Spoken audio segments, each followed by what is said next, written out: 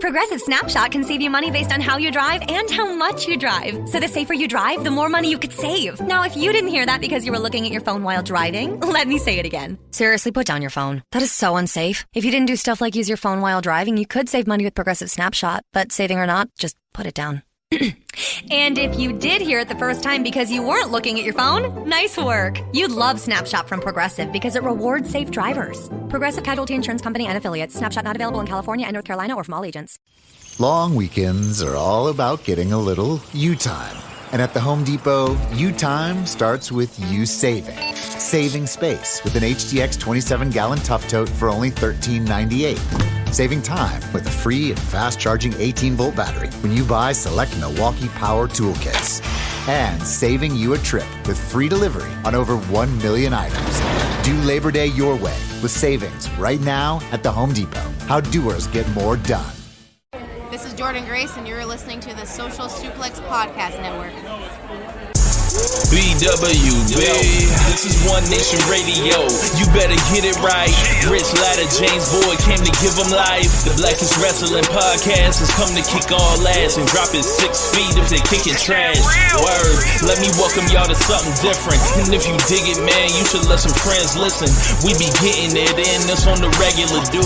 Ravish and flow, but this shit rude. See, James don't rap, so I had to break it down. The whole network, man, we coming for the crown. Raps in the columns, I keep them both covered. Making the beats too, so the listeners can bump it.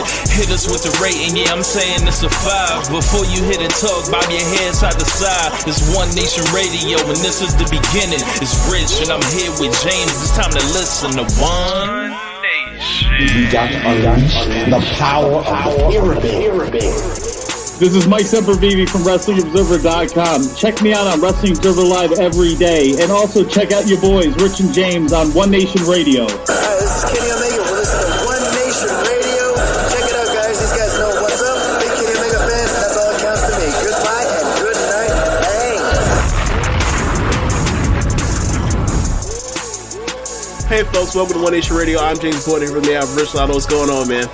Not much, man. Just ready to do another awesome episode of O&R. Yes, another larger than life episode of One Nation Radio. Yes, always larger than life when it comes to us, and you know the things we talk about, our ideas on the business, as they say.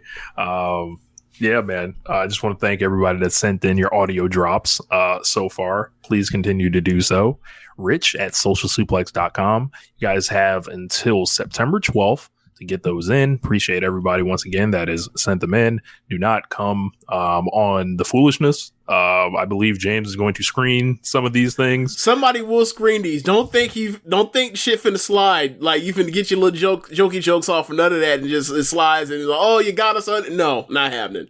Yeah, Rich at first said that, and maybe that gave y'all a false sense of security, like that was gonna slide. But if you listen to the show long enough, you know that shit ain't going over with my watch. That ain't happening. So somebody will be listening to these damn things. So don't embarrass yourself. Don't embarrass yourself. Don't embarrass us. Look, you can embarrass yourself all you want to. You will not embarrass us. Not if I can help it. No. There always could be a rogue member of the One Nation Radio listenership, and if you feel like you are that rogue person, I just want you to like get that out your body. You know, don't come over here kicking that fuck shit. One of the earliest commandments of One Nation Radio: don't come kicking that fuck shit. Yeah. So there were some hidden episodes that were back in the day, like One Nation Radio, like we were on Podomatic.com. Yeah. And we, did pretty well. And we stayed there probably about our first 96 episodes or so. But the plan that, I had at the time on there, they only give you a certain amount of space because this is like the prehistoric days of podcasts almost. Yeah. And I would have to delete episodes out the back to make room for new ones. And I kind of left up the ones that I thought were the strongest. And I was like, I'll just yank them down and, eventually get them back up. We never uploaded them or anything. So I kind of want to find something to do with them. They're just sitting on my old hard drive right here. And it still works and all that. So maybe we can bro, maybe we can offer that to the dais of diehard One Nation Radio fans. If y'all want to dig through, 2012 and 2013, maybe we can put that on a pay hip or however you guys want to do that. So, but yeah, make sure you guys are still following the TikToks and the YouTube Shorts. Loving the engagement on there. But James, what'd you think of the old episodes? Listen to the first two. And like it reminded me that like we were really trying to do like 1 hour or 45 minutes, something like that, something around that time, like 45 minutes to an hour of sports talk radio, and then like 45 minutes to an hour of pro wrestling. And like, look at us now, like we can barely keep it under like 2 hours and 40 minutes in any given week, just one pro wrestling. I mean, I like our show how it is. I often bristle at like the length of it, and then I was like, well, that's mostly my fault because all I do is blabber on about any little small little thing, and then I also just digress all the time. So that's my fault. But yeah, like I listening back to the show, the wrestling version anyway. Like there is, and I think we'll bring it up at some point, or maybe we'll put the list somewhere. But like when we first started the show, the first episode was one recorded session, and then the first episode was like basically like the first week of NFL, and then of full NFL Sunday. One Nation Radios of NFL talk. I listened to episode 4, and I was like, bro, I was out here talking about defenses and linemen and all this other shit. I'm like, bro, I could never do that shit now. Like I haven't watched NFL in years. Like yeah. You gave that shit up. And then basically from there, when we got to the second session, the second part, that was us talking about pro wrestling, and it was kind of us introing ourselves, and then like we gave ourselves like basically like our 25 favorite wrestlers of all time list or whatever else. And I went through the list, both your list and my list, and like, man, like they're just radically different. They're radically like I somehow, while making this list, completely omitted The Rock. And like I remember at the time back then, even then, like being embarrassed, and like when you mentioned Rock, I was like, oh shit, like we had like a couple days to think of this thing, and I completely forgot The Rock. How the hell did I do that? But like I'm looking at it and like, just to make sure I got this right. Okay, just looking at my list. I'm looking at your list. There is nobody Japanese on this list. Something tells me that if we that will change drastically different in this stage of the game. But yeah, man, it was fun to listen. It was fun to listen to the good old days, or whatever else. But and also thinking about like what was going on around that time, and maybe some of those, it was good old days and audio only at some points. But yeah, man, like it was just interesting to listen back and like, and think of some of the things that we've done and how like the show has kind of grown. Like it's very similar but different. Like that's the way it's saying. Like obviously we've evolved. Obviously our opinions have changed. Obviously, like I mean, even weird is like people don't tell you, or I guess you don't really notice it, but like our voices are different. Our voices even sound different. Yeah, I feel like we're like we sound deeper. The audio's obviously better. For sure. A lot better. Yeah, like if you had saw the way it was a struggle, man. If you had saw the way we were out here niggering some of this stuff, oh my god! Like I'm talking about, like playing James's audio through speakers in front of the mic and shit. And yeah, we did that for a minute. It was like, it was like I just didn't have like the knowledge of how to set it all up, and like I was working with like my MacBook Air, but like it's different from the PC, so it's like you can't just record the audio coming in. And then I was messing around with my damn Focusrite thing over there, and I didn't have all the stuff that I'd later have. And it's, just keep buying equipment, and then you just figure out how to do it. And I'm like, I think one day I decided, I was like, bro, there's no reason everyone else can have killer audio and we can't. Like, there's no reason. I just like went to work, and then eventually we figured it out. So, James took over the recording process, and it kind of surprised me how like early on I felt like I was hosting a lot. Maybe after those initial episodes, I moved more into the hosting role, but you were hosting a lot in the very beginning too. I mean, to be honest, like you still kind of pretty much do most of the hosting activities. I just more or less throw it to saying I'm recording and say, hey, welcome to One Nation Radio. I'm just boy Rich, what's going on? And then I say, take us away. And then you know, handle those topics. Like, I just, I think it's because of the rapidy rap skills and the freestyling you've done, you are better on the fly thinker and talker than I am. So like naturally you're better. It's like I remember, and I didn't realize this, and now we basically are doing like the 10-year anniversary show now, but like I didn't realize like we'll have some more stuff to talk about. Yeah, we'll be plenty of other stuff. But like I never realized until I had to do the first time, like when like those times where like after like they just pissed me off at the WrestleMania, I'd be like, fuck it, I'm done. NBA playoffs starting. I don't want any of this bullshit right now. I'm sick of them right now. I'll come back when I come back. Like I didn't realize when you start doing solo shows, I didn't and then like I came back eventually. Then like obviously I did some solo shows, and after I took a recording. And, like, I didn't realize just how hard it is to do the whole Bomani Jones, Colin Cowherd thing of, like, you're just on your own talking and you have to basically, like, you're basically bouncing stuff off of yourself and you gotta, come up or figure out a way to talk and all that kind of stuff. And, like, thank God for the, the stop button and the, and the ability to edit. But, like, the awkwardness of, like, it starts and you're talking and like you have to get over that awkwardness of like you're talking to yourself like an idiot for like the first like 2 minutes, and after that it kind of gets like the awkward levels go down. But like like I never really took into account like how just leaving you to drive it up Shit's Creek with no paddle to do that shit like for entire summers at times. And yeah, man, like I was like, damn, I owe Rich an apology for this shit. Because at this point, I was ready to let this shit go. But Rich wanted to keep going and keep doing his own thing and make content. And that, like, eventually I will just come back after a certain amount of time. Because the wrestling always drags me back. But, yeah. I felt like there was always, like, something to talk about. Like, or at least I had something to say. But being so, whether plugged into the wrestling news cycle or just how I kind of felt about, I think, one of the primary times I remember is 2018, where it was like after, Roman Reigns gets his head bust and then they're going into, the Saudi Arabia stuff and the New Japan's like really taking off, like, getting hot like over here. And I'm like, well, I've got a lot to talk about. So I'll just make the shows 45 minutes. I'll do punch-ins and then I'll do a live show too. So I would do like a live show where I felt like I was engaging with the comment section. So it wasn't like so much being alone, but it was just like my idea was like, all right, I have a machine gun with these clips in it, right?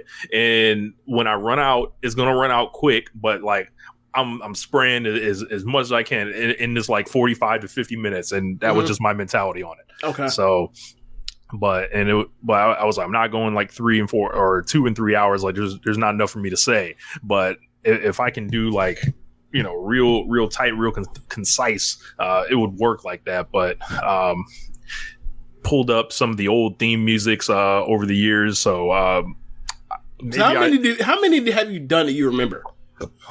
So I'm thinking there's like 4. I feel Maybe like I'm wrong. I feel like there was some of them that were instrumentals. There were ones like where I talked over the instrumentals. There were at least 3 different rap ones, at least. Yeah, man, there's a lot like between that. So maybe if I put the pressure on myself to do another one on the air, because we've been rocking with this one for a while. I really like it. Maybe I'll see what I can get popping in the next couple weeks. But that is, make sure you guys are sending your audio to let us know what you loved about the show over the years. So without further ado, it's time to get to it. So pandemonium. All hell is broken loose. So wasn't it basically like Wednesday afternoon they had the sit down meeting where Tony Khan tells everyone like y'all got to chill. We gotta hold together. Y'all got to chill. Yeah, we gotta hold together. We gotta, keep it together. This is a critical juncture for us. Stop fucking around in y'all promos with each other, going off book on each other. Stop being mature. Lots of other stuff. Talk about reestablish the chain of command or communicate the chain of command for those that didn't know, because I think it's a little different now compared to everybody's runs immediately to Tony Khan. He has to put out all the fires now. He's delegating some of this stuff. So, and then after that happens, we immediately find out about, where do you want to start? Do we start with Britt Baker? Yeah. Oh, Thunder and Britt. Okay, yeah. So Thunder Rosa and Britt Baker, you find out like in this is stuff that I've known. Right. The Thunder and Britt stuff, like they've hated each other for years. Shouts to Joe Lanza, who's been like reporting this on the Voice of Wrestling Patreon stuff for like years at this point with those two. But there was new information that came with Jamie Hayter apparently having issues with Thunder Rosa, and there was a spot where Thunder Rosa had broken her nose, and supposedly Thunder Rosa like left the building without checking on her, came back, and then was hiding from her in a bathroom. Some say like there's just a lot. Like Thunder Rosa was getting it a lot. There was a David Bixenspan column that painted her in an uneven light, I'd say. There are people that like her. There are people that don't like her. There are people that feel she's like very like tough on some of the new people, and there were some people that love working with her. So it was like, oh, she kind of sounds like a person like everybody else. Like some people like her, some people don't like her, but she seems very passionate for wrestling. Of course, she basically steps away from competition at the moment with a back injury. There's a lot of speculation on that, where people are debating whether or not it's real. Is real or not. She is booked for some upcoming events in September. There's been like, she hasn't been wrestling a lot. Britt takes the opportunity to go on national television. Real quick, I'm gonna get my jokey joke off. Is that a byproduct of her back injury? Is that a byproduct of being an AEW women's wrestler that she's not getting much work in AEW? Who the fuck knows? But okay, they, she does the thing where she's crying and hands back the title, or doesn't really hand back the title. So she's stepping away. There's going to be an interim champion. Britt comes out and she's just glowing. Like she immediately takes the opportunity to wrestle a match with Kylan King, decent match. And after she gets on the mic and she's saying, "Yo, when I was a champion, you wouldn't catch me, with a broken wrist. Like, I did my whole title reign and stuff like that." And Britt's injury history is well documented. Broke her leg, the wrist thing. I believe she broke her nose before, if I'm not mistaken. So like Britt's already kind of earned her toughness stripes, but her and Thunder is like just a lot more closer to the sun than it even felt. At what point do they stop booking these people together? They've always been professional in the ring thus far. Like, I don't think it's gotten to the point of, they need to be separated or anything like that. But as far as out of the ring, it's like, I think it's just as bad as, put this up there with any backstage rivalry that you can think of. And man, and with Thunder supposedly afraid Jamie Hayter was going to beat the hell out of her, and then Thunder going on Busted Open Radio to vehemently deny that and call herself an MMA fighter, which kind of reminds me of that time LeBron called himself a football player, when people were questioning his toughness. And with Thunder, like, doing this, she's catching it a lot. Like, people don't have sympathy for her. Which is weird, because like I don't know what she did to piss people off. Yeah, like it's like, all right, like why does everyone hate Thunder Rosa and just think she sucks all of a sudden? Because Thunder Rosa was like the hit from the moment that she's came into AEW.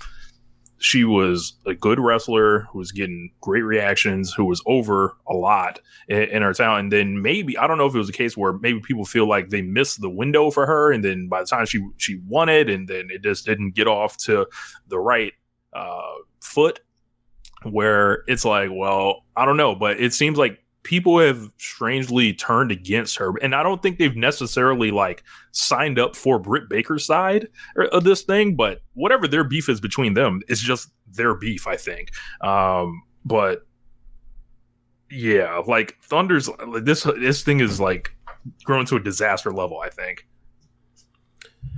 Yeah, it's not good. It's not good at all. I do wonder, like, because the word came out, which I don't know how the hell this got out. It was like she was going to put the belt on to Toni Storm until this happened. Yes, and then they like, all right, we'll just make an interim. That's title. Another piece of heat that's there.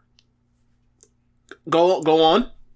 So like Toni Storm and Thunder have had some issues going back months that I'm privy of. So it's and then with this whole thing is like, oh, Storm was set to win because they're obviously gonna make a change from all this stuff, and it's like combined with what I knew, seeing that it is like the timing is funny. So people drawing the Thunder Rosa lost her smile. It's something about those San Antonio Texans. I don't know.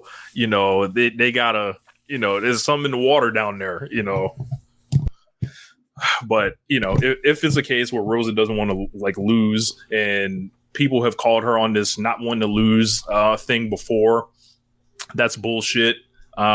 Just like, you know, like someone put you over, why don't you put someone else over when you got to drop this thing? But they're going to do the interim thing and delay the issue, I guess. So when she comes back, I don't think people are going to be. I don't think they're going to heel. Yeah, that's and I was like kind of calling for that before. And the weird thing is like if you're not following any of this shit, you're just watching the show, like. If you're right, you're just like all of a sudden they were turning heel. Like, what was that about? She was perfectly fine babyface. Why did she turn heel? And like they'll come up with something. Obviously I hope they don't do the you supposed to know that Shawn and Brett really hate each other for real and not like for play shit. I hope they don't do that with her and Britt. But yeah, man, like they're gonna have to turn her heel and go from there. That's for the best. But like. It's a mess. It's a mess with this particular thing because it's like it seems like none of the women are in her corner. None of the women that matter anyway. Right. It's like there's like no one like in public that Thunder's like necessarily associated with, but like the things about Britt Baker's friends with everybody. Britt Baker is like a well-regarded person in this promotion for getting people jobs, for having a bunch of close friends. Her and Toni Storm are close friends. Jamie, Rebel, like that. Imagine that unit rolls tight together, and you always just hear all of these stories about how beloved Britt Baker is behind the scenes, and you don't necessarily hear that with Thunder Rosa. Yeah, and it's like I think of like what I know about them personally, and it's like you just wouldn't imagine. You figure it'd be the other way around, like. You're going to tell me the person that's out here, like, going on Twitter in their free time between wrestling and dentistry to, like, to defend Johnny Depp while wearing a Ben Roethlisberger jersey, that's the person that's the one that's liked the most? Really? So it's weird. It's a mind fuck almost. Yeah, it's really weird. But I don't know.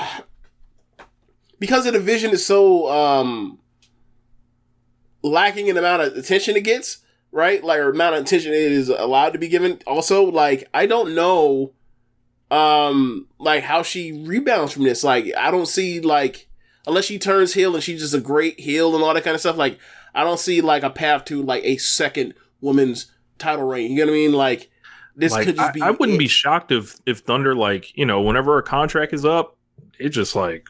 chuck the deuce. Like if it's like getting to this like bad level, like if this continues, it's like and it's kind of sad to see because like I think Thunder Rosa is the person that, you know, when this thing was like dying in the water, like during Sheeta's like reign, and it's like you know, they have no one to put Sheeta in there with. She shows up. And I'll always remember being at All Out 2020 when that show was like going off the fucking rails, and it's the first time they've had like a bad like pay-per-view like that. they have the Matt Hardy and Sammy Guevara thing and everything like that. The people that like basically shake the building inside and be like, it's all going to be okay. Like this show's like not going to fall off a cliff. It was Carl Shida and it was Thunder Rosa. And like from there, like I've had a ton of respect for Thunder Rosa, and it's just been, I've heard, you know, whispers of her backstage issues before. And it's just like, man, like none of this, like either she's a better worker than I think, but it's like, I feel like I couldn't picture it being her, but you know, you never know. And it was weird for me. We don't know these people. Right. That's one thing to remember. Right. You know, personas, like very much like what Adam Cole said about, you know, people being different than what they are, you know, without the cameras around. But I remember like when the division was really struggling and it was like, they didn't have any answer. I was like, well, why don't they go get Thunder Rosa? Like, there are people that are out there they go get, and then they brought her in like weeks later. Because that was one of the points I had great frustration with the division, and like the way it was being utilized. And now, I mean, we still have a lot of those issues. not much is improved. It's improved about this much, a smidge, right, a skosh, but it's just weird. It's just weird, like the dynamic of like it going so bad with like not everybody, but like her and Jamie, her and Britt. You mentioned the Tony Storm thing. Her fucking tag team partner. They selling merch. It's like, fuck. Oh, her doing that sandbagging shit, like, and putting it on a t-shirt. It's like, what the fuck? Like that was weird. It was weird. It was dumb. It was like buying that shirt, and it was like I don't understand this. Like that, and I think it's, you know, there are some people that are speculating that maybe this is not an injury. This is a secret suspension. That, you know, she's been sent away for a while till things cool down, which it's possible. I'm not going to sit here. But like, I don't understand the idea of I need to suspend you, but I also need you to hold on to the title. How about it also on the time of like, you're about to drop the title? Nah, how about this? I'll start this suspension after you drop this fucking title. You can go away and come back after, you know, or whatever else. And we can use it like you lost the title and we use that as a storyline of you went away to take care of X, Y, or Z, or you were depressed or you were upset or blah, blah, blah, blah, blah. Like, this don't make no sense. Yeah.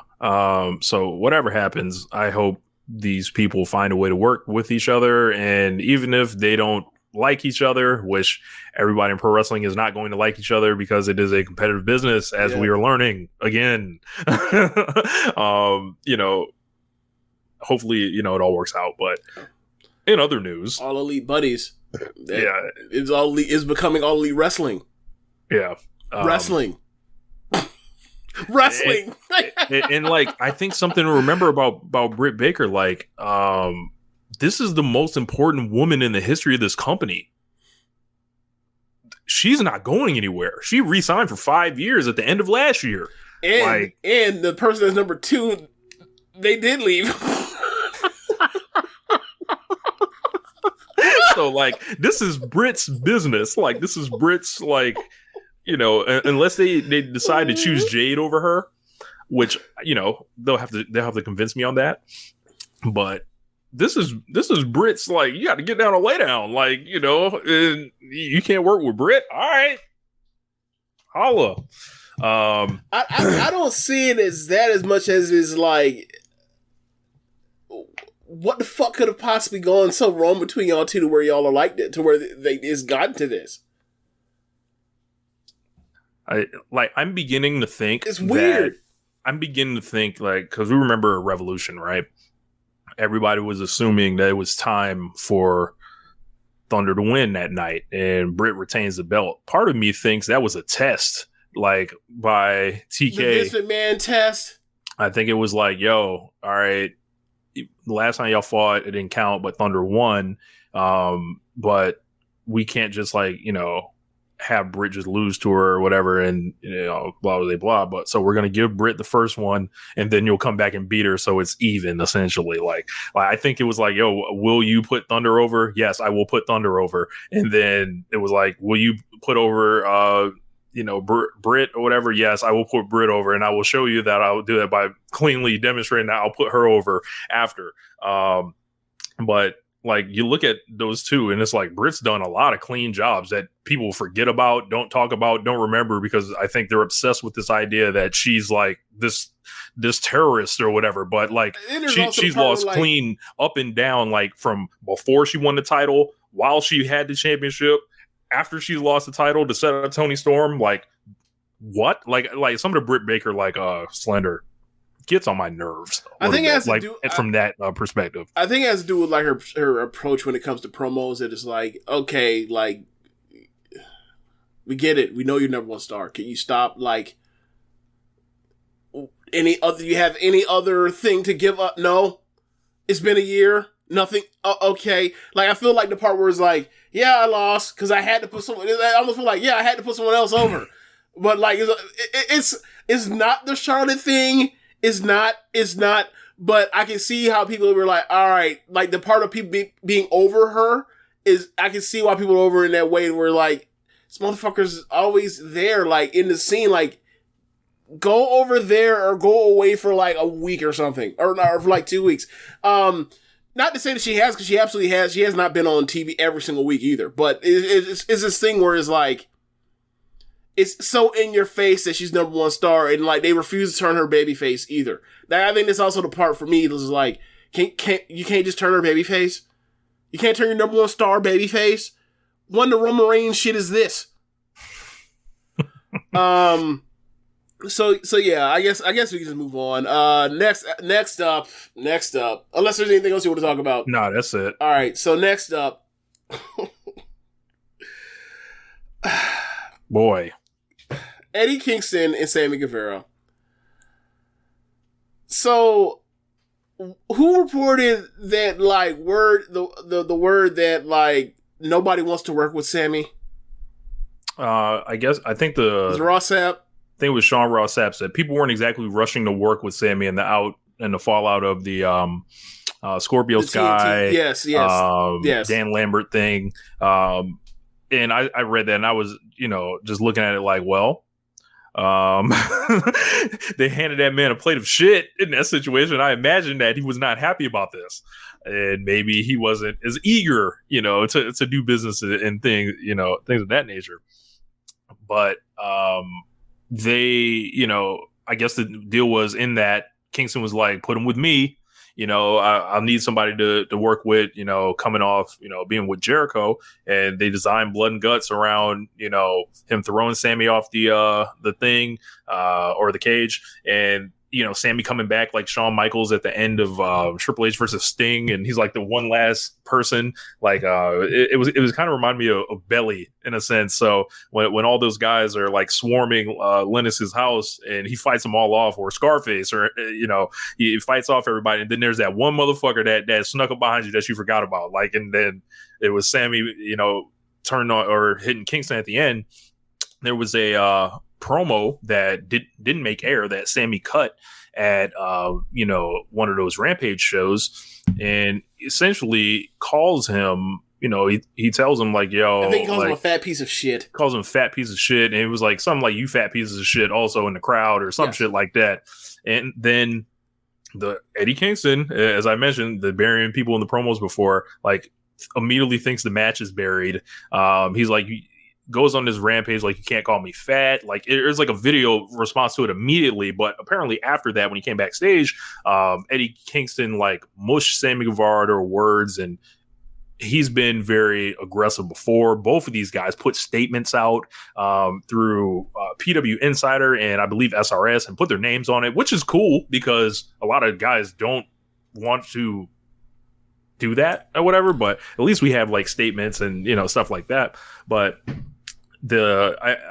everyone immediately jumped into like the pie face thing turned into, yeah, man, Eddie Kingston swung on this man and beat this man down, and it was just a fuck Sammy Guevara marathon on Twitter, and it was just like, well, if he said something in the promo like that, like, you can't just like go putting your hands on somebody backstage, like, right.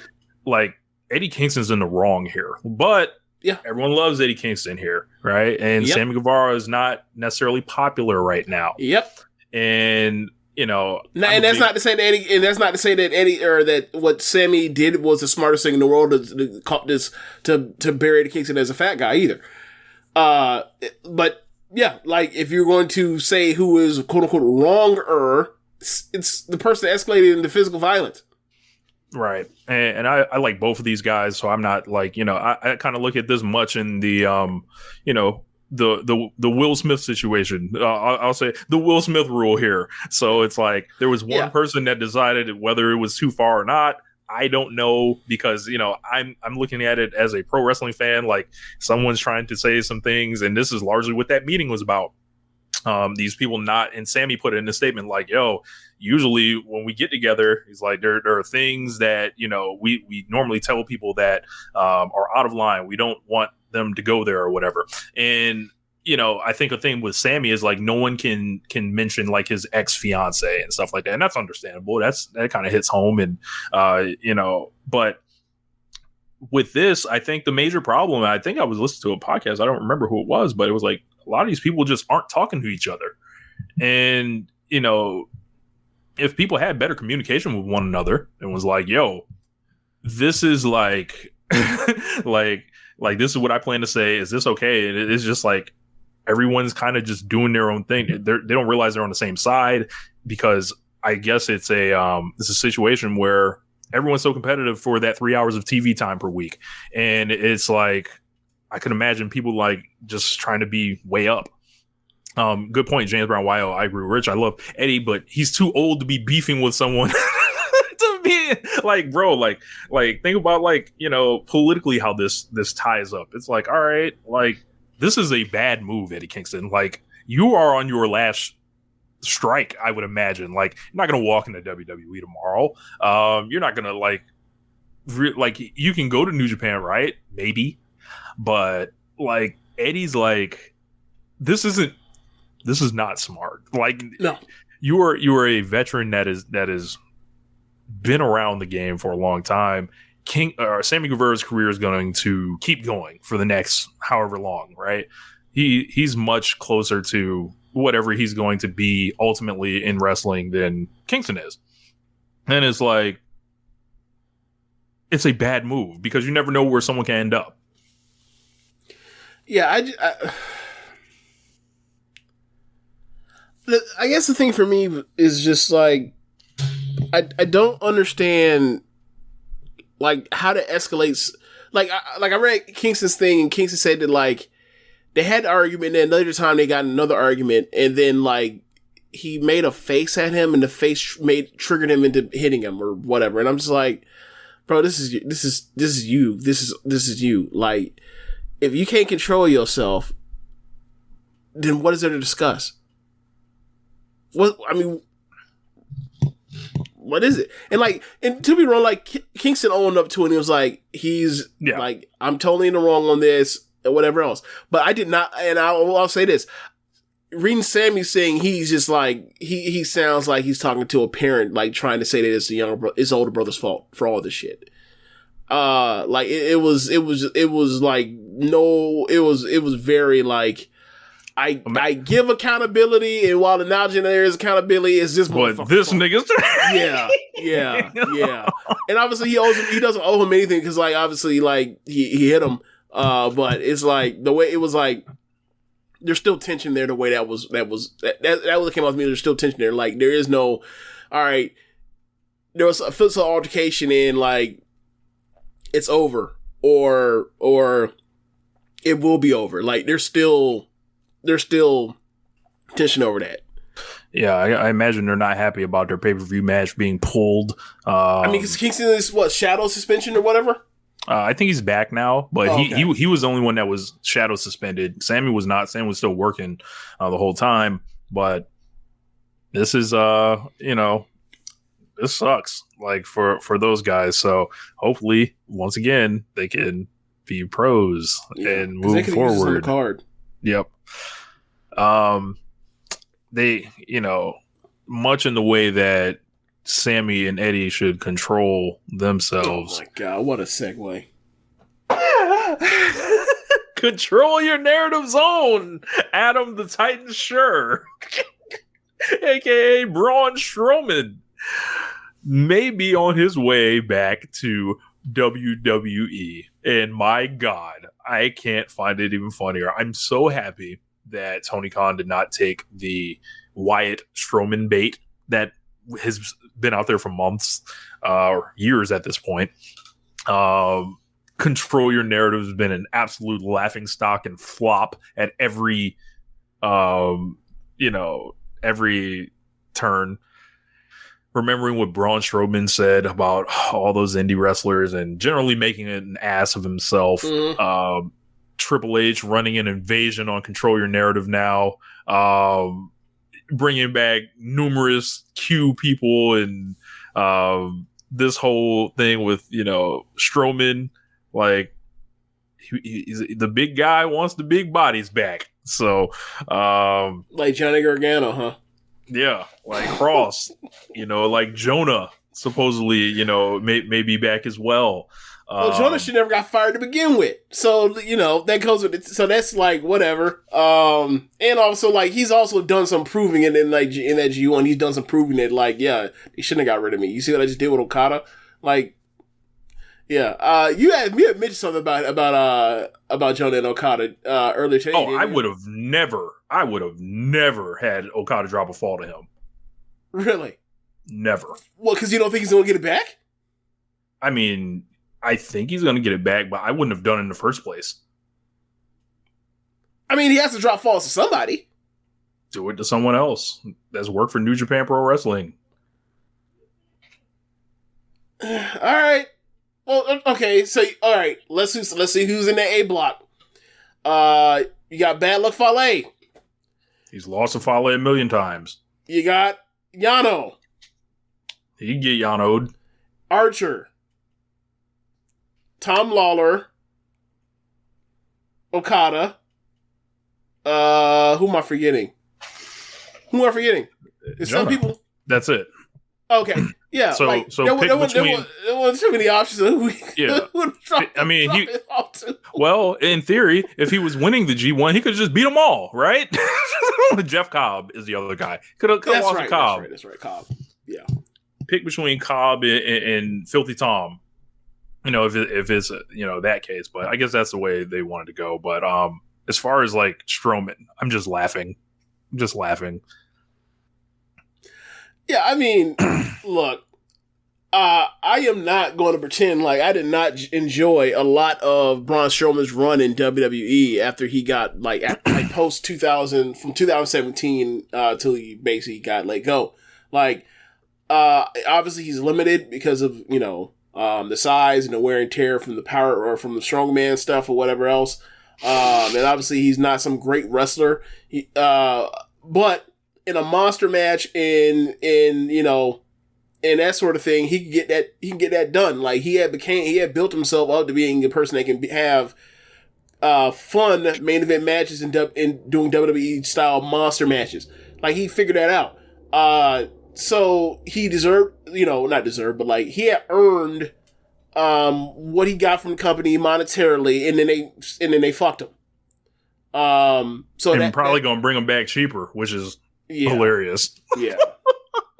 Zekumaki says, "Nah, tell James he means the match Okada had with Jonah. He needs to give that loss back like he stole it. My man got carried like Kobe dropping 81 on the Raptors to help him help the Lakers win." I mean, it's Okada. I'm not going to disagree. But I mean, we have seen him have a few good matches here and there, and like it was a time for him to have the best match of his career, or not best match of his career, but like something approaching that. Like he showed up and he did the thing. Like, I gave that match 4.25. Most people like that match a lot more than me. Most people think it's one of the better matches on the block, block play in the tournament. So yeah, or not one of the better ones, one of the best. So like, yeah. And keep in mind, like, I know a little bit about, Bronson as far as personality from listening to stuff, and like, he wanted to do New Japan before WWE even came up for him. So like, maybe there's a sense of, I'm not just going to leave without putting back over Okada. Like, but either way, was that actually, it was just a rumor that they reached out to him, or they're thinking about it, right? They are interested.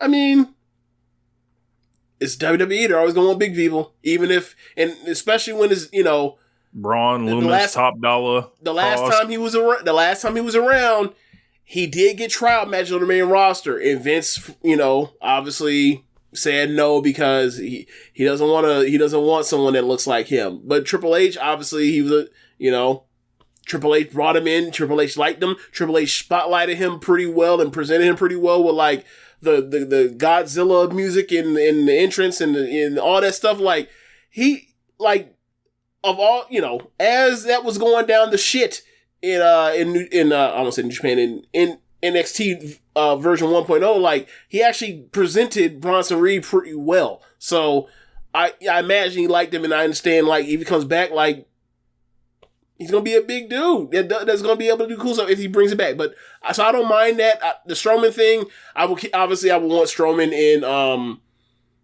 and Bronson Reed far the fuck away from each other. I don't want them to do a movable object meets whatever movable object enforced thing, whatever the hell it's called. Basically, two big people. I don't want that. But yeah, like, yeah, it's WWE. Like, and Reed's good, so why not? Yeah, it's hilarious. They're trying to bring all these people back, and seeing what Triple H is able to bring back right now, what he wants to bring back, because there's more like tampering stuff in that meeting, or like they reached out to WWE and basically told them, stop, essentially chill, and the funny thing for me was, like, they said that they emailed Stephanie, like, Stephanie ain't the one you need to be emailing. It needs to be Hunter. It needs to be, y'all need to go out there and email Triple H. Because it's him. Yeah. So I will keep my mouth closed here. This is this wasn't mentioned, but since we here talk about WWE stuff, Gargano, like, I know we talked about it in passing. Man, we got some blowback on the YouTube comments too last week. Jesus. Yeah, and if you, like, I saw the comments or whatever, or I saw one of the comments or whatever else, and then, like, I listened to what we said, and I was like, I don't see how you say I'm a WWE hater, when my response was, this isn't what I wanted him to do. I didn't say I hated WWE. You've conflated the two because that's how you feel. I communicated that I wish he was doing something else. I didn't say that I hate WWE or I wish they, or WWE sucks. I didn't say none of that. I just said I wish he was doing something else. I mean, like, we could have said that. But that's not how I don't hate WWE. So, but the thing for me was, like, I was described as a WWE hater. It was like, of the two people on the One Nation Radio, I'm the WWE hater? Since fucking when? Elite worker. I am. So it was odd. It was strange, but I went back and real quick in the comment section, live Twitch. I don't know how to run a poll or anything, but can we get who is the real WWE hater of One Nation Radio? Can we get you guys voting in this? 1 for Rich, 2 for James. Please let us know. Yeah, so I went back and I watched the last week's episode of Raw. I didn't watch it, but I skimmed through it until I got to the Gargano part, and watched the Gargano thing. His music comes on. It starts top of the third hour. Hey, I'm running it up right now, James. Oh yeah, because they know. They know. So they they started him out at the beginning of the at 10 o'clock. And like the place like comes. This is about as good of a reception I'd imagine like Johnny Gargano was gonna get. Obviously, they were in Toronto, but like it was that thing where like it belts out, and then like it is. Not only did he say his second mic, he say one, he said and one. So Rich is a god tier hit of WWE. Yeah, see what I'm saying? Like, but I'm the one that got the definition of it. Whatever, man. Anyway, it's justified, very justified. Yeah. But Gargano comes, his music plays, the whole arena gets up. They can't believe it. He comes out. They get louder, obviously, and it was one of those like, you know, loud the whole time and had full body to it. Ain't just kids. It's everybody in the building. It was happy to see this dude. He comes out. He's histrionics and high-fiving the fans and everything, and comes back and high-fives the fans on the way into the ring. The crowd wouldn't let him. The crowd was so hyped they wouldn't even let him like just get straight to it talking. Like, you know, like they just kept giving this man an ovation for like 30 seconds after the music cut off. And like, then he goes down a spiel of like, you know, I thought about what I was going to do with my career and I didn't know. And then he talks about, Quill Gargano, his son, and calls him baby wrestling. And the crowd is happy to hear about baby wrestling and everything. And then he does the thing that they have people do where it's like, that, which is why like AEW gets cursed with it, where it's like, he gives down the run list of his resume, which is like, I heard Meltzer say like people don't actually do that. I was like, well, they do when like they're on police cam and like they beat up their boyfriend, because I saw Jake Atlas do that. He did run down. He did run down he did. Someone should have told Dave that. Dave might have been upset. When? Man, I forgot about that. Good God, embarrassing. I just happened to recall. I was like no, in fact, that is untrue, David Meltzer. Anyway, so he talks about what he wants to do. He talks about he wants to win like the U.S. title. He wants to win he said growing up, he talked about what he wanted to do in wrestling when he talked about he was at this crossroads of what he wanted to do and why he came back. And he said, like, I've always said when I grew up, like, I wanted to win the U.S. title, wanted to win the Intercontinental title, wanted to win the WWE title, wanted to, you know, be in the Royal Rumble, Survivor Series, go to WrestleMania, all this stuff. And I can only do that if I'm here. So that's where I am. Crowd cheered. Yay, someone stayed. Yay, someone stayed. Yay, someone, you know, his wrestling daddy is here, you know. Yeah, so out comes Theory. Theory does the whole, like, the student has become the master, says that you be my bag boy or whatever else, and all this kind of stuff. I'm confused. Like, I'm a casual fan, James. Why are these people, what are these people talking about? Why don't we get any video packages explaining who these people were? In their relationship? And right. Any of that. Right. So, I don't know. They dropped the ball on that one. So then next thing I know, he does the thing like, let's do, you know, but you're not being my bad boy right now, but you know, I can teach some things. I'm Money in the Bank. I'm soon to be next WWE champion or Universal champion, whatever the fuck they are. Undisputed WWE champion. Undisputed WWE Universal champion. So he says he wants to do the way high five, and then Johnny just super kicks him and then like walks off, and the crowd went nuts for him. And like the dude felt like a big star. And like as I was scrolling through fast to get to the Gargano part, like I'm watching all the stuff that's going on, and like I see like how Kevin Owens is being presented. I see like how like the Asuka and Alexa versus Iyo in Dakota match like gets like 18 minutes. Like I'm just scrolling through like the first 2 hours, and I'm just like, you know, like this show, you know, regardless of what people have said about whether or not the show is improved or not, I can't speak for SmackDown, but Raw is, I'm not saying it's fucking Dynamite. I'm not saying it's even NXT back when it was on the network, but like it's a competent pro wrestling show, and it looks like pro wrestling. And like they have a group of people that they want to present as their stars or their group of core, and they're like she like pushing them, and it was quite refreshing to see like pro wrestling in WWE. So yeah, like when people tell you about that Kevin Owens stuff, like they have been, like that's just a shoot, like it's legit. And like the thing they did with in Toronto. Because obviously, they had Edge in the main event as a surprise. They had Kevin Owens come out as a surprise. Or not, no, I'm sorry. Edge wasn't a surprise, but Kevin Owens came out as a surprise for Gable. They had Trish Stratus come out at the beginning of the women's segment before the women's match. And it's like, they're in Toronto, they're in Canada, they're bringing out the hometown heroes, they're all winning. And then you hear next week, they're going to Pittsburgh, and Kurt Angle's going to be there. And you're just like, holy shit, they're doing pro wrestling again.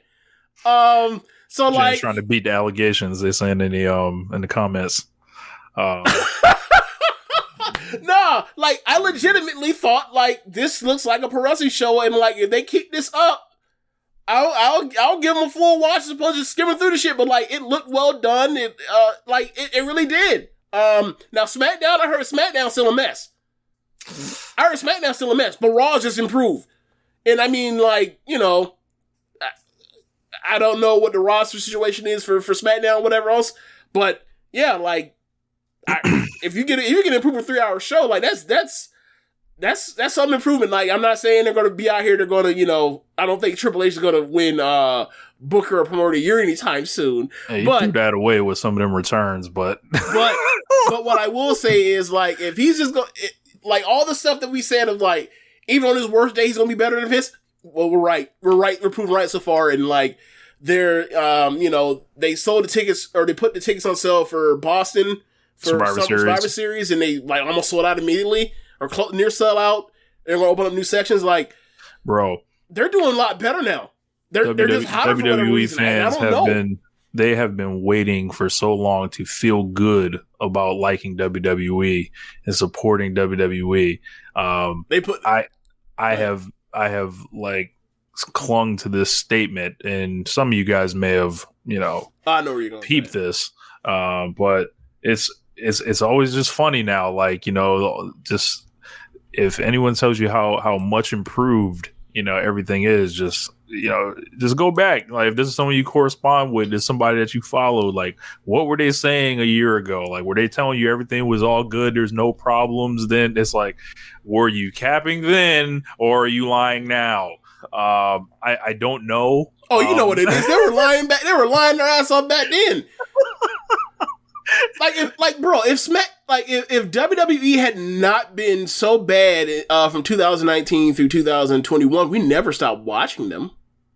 Or maybe we do to start or to fill more time or to make more time for AEW or whatever else. But like we never just like dropped them wholesale and never covered them anymore, or rarely ever cover some pay-per-views.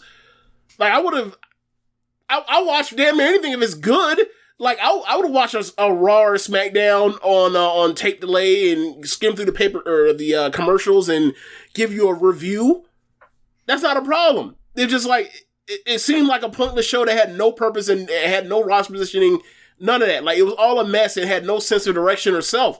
Now it looks like it has a bit of an identity and it looks like they're doing some well done things. So like onward and upward for them. I'm glad for them. Like it's stupid for the worldwide leader to be trash. It sucks.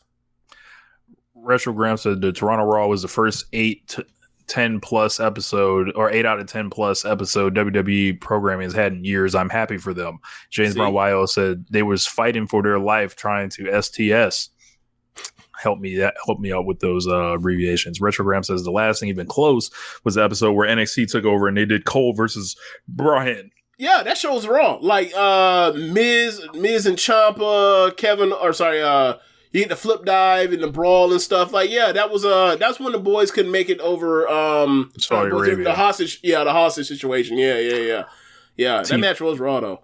Team S00 Hunter going 500 and everyone's ready to throw them a parade. Yes, I believe we warned of this as well. It's like they don't even have, these are just, well, it'd actually be 600 because you know it's 3-hour show, 5 hours of television to SmackDown, so it's more 600. But yeah, it's still not like, you know, like, you know, the back when Rampage worth a damn. We have not talked about Rampage of late. We have not. I actually watched it this week, and I'm ready to let it off. So like, okay. we'll get there. Okay. I did not watch Rampage. You know how bad Rampage has been? I've watched every episode of Rampage until this. Yes. I might still have to pull this up eventually. Black Sabre Jr. and Triple H does the bare minimum in all caps, and people are treating him like he's late 90s Baba.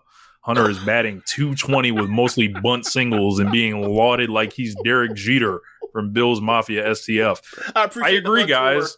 I agree, guys. Like, you know, these are just different standards, and WWE being these people's childhood promotion that they grew up with and wanting and it just makes them feel good. And also, they don't care to not only do they not watch anything else, they care not to watch anything else, and that's perfectly fine if you ain't got the time to look. This is a commitment to be watching all this shit. I'm not gonna lie to you, like, right?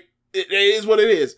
The thing for me was like I was so disappointed with what I was watching from Vince McMahon out of his brain into like our you know onto the screen. It frustrated me so that like I seeked other things, and like I'm much happier. Like, because if something sucks, I can be like, oh, this sucks. I ain't gotta tie myself and marry my identity to this. I can move on to the next thing. Because there's always gonna be somebody doing good wrestling somewhere. So yeah, like for everybody else, they're not willing to make that jump. And look, I'm not gonna talk ill of them or anything like that.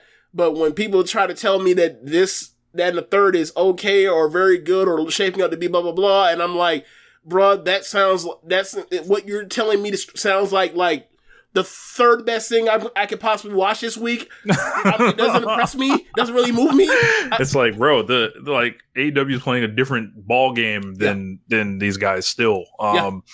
And yeah, it's interesting. So, especially like when we talking about, you know, people doing backflips for what's being given on Mondays and Fridays. Yes. Like, oh my god, Hunter Hearst Helmsley was able to like book baby faces competently in a way that Vince McMahon hadn't done for almost a decade.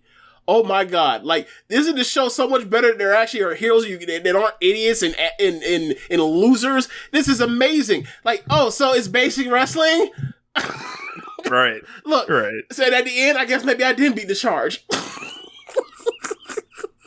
But no, man, the show was good. From what I saw skimming through it, the show was good. The matches were good. Like, onwards and upwards. More of that, please. You do more of that, I will eventually tune in. I'm not even joking. I will tune in if you, not live, we do this show, I'll watch it on delay, but like, you know, that's what, 2 hours and 20 minutes, what commercial breaks cut out? I can knock that out.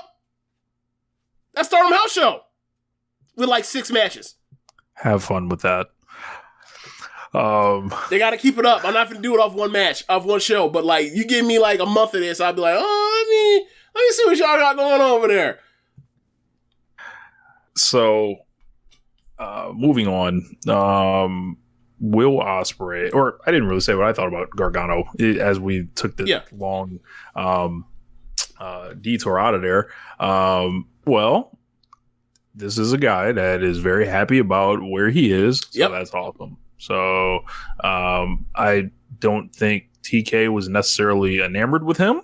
I don't think it really would have been the right move because slotting him would be weird. Like he would become the next. Exactly. He become the next like charity new case, toy. or excuse me, he'd be the next like new case toy. Of like why aren't they doing more with Johnny Gargano? And check this out, right? So this was funny. I saw this online about like the Michael Jordan laughing at the Gary Payton, you know, thing meme about like, you're gonna tell me Tony Khan wasn't interested in Johnny Gargano, but he was interested in Tony Two Dimes and whoever else, and with the laughing face, whatever. I was like, and like I had wrote out a quote tweet or whatever else. I was like, yes, because roster positioning matters.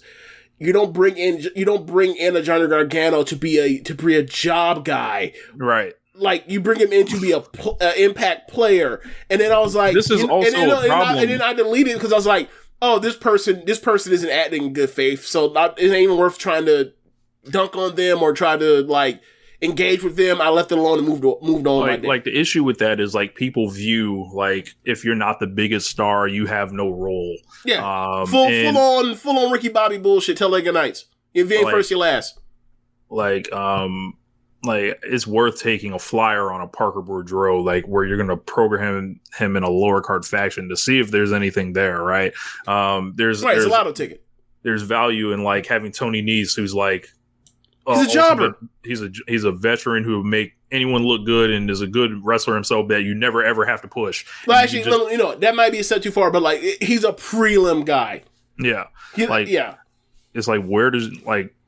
It's log jammed right now, and there's only 3 hours of television. So, like, until there's more television, like, I would advise, like, if you have guys that have these like histories, like, say, like we were talking about Jonah earlier, if he's back on the market for say, I do not encourage AEW to sign him, like, for their sake and his sake. Like, like, if there's a role, like, but the role I match for him is like, oh, he's gonna be someone's muscle. He's a goon, right? But that's it. Like, if you bring in Johnny Gargano. He's gonna have to just come out. He's gonna have to come in and wrestle, and like eventually find a feud with somebody. But then it's like, how many of those they got? How many people are they gonna run into before? Like the next thing you know, he's in an NXT feud that he's already had, and then people complain about, it's an NXT feud. He's in there with Malachi, or he's in there with not Adam Cole because they'll just stay away from Adam Cole thing. But like he's in there with Swerve or whatever. So it'll be something that'll come up. It'll be an issue, and it's like. Look, I would have liked him to have been in there because I think that, like, if you just let the bell ring of the match will be so good that he'll eventually rise up to a certain level. And then he'll eventually make his way to, the Packs of the world, the Death Triangles of the world and whatnot. And then it's really on. But whatever. Like, look, that dude is a Marvel WWE guy that lives that moved to Orlando, Florida to work there in the PC. And then from there, after being the PC vet guy, this man has a day pass and goes to Disney all the goddamn time. This man was like, oh, Vince sold this shit. They finna get bought by Disney. So, and Disney also owns Marvel, Rich. So, like, you put together the Disney, Marvel, WWE thing. That man said, look, I know where I want to work. His wrestling, I didn't imagine him leaving his wrestling fathers. So like that too. So like I'm sure like he'll still get to dress up as Shawn Michaels, or maybe he'll even dress as Triple H at some point. But that ain't happening. I don't know. So nobody wants to dress up as Triple H. Would he wear like would he troll him and wear like the headdress? Oh, okay, the Scott Steiner deal. I was like, you need to come up and dress up as the Blue Blood and troll. Oh man, like when we get Johnny Gargano taping his fists and shit, down to the middle of his wrist. Yeah, and shit. yeah, leather jacket H. How about shoot H? Shoot H. Yes, indeed. Oh man. So Will Ospreay was on Twitter. There was a. Was he on Twitter? Or was Kevin Nash on Twitter? Kind of. There was a post that talked about Will Ospreay got his 23rd 5-star match from Dave Meltzer.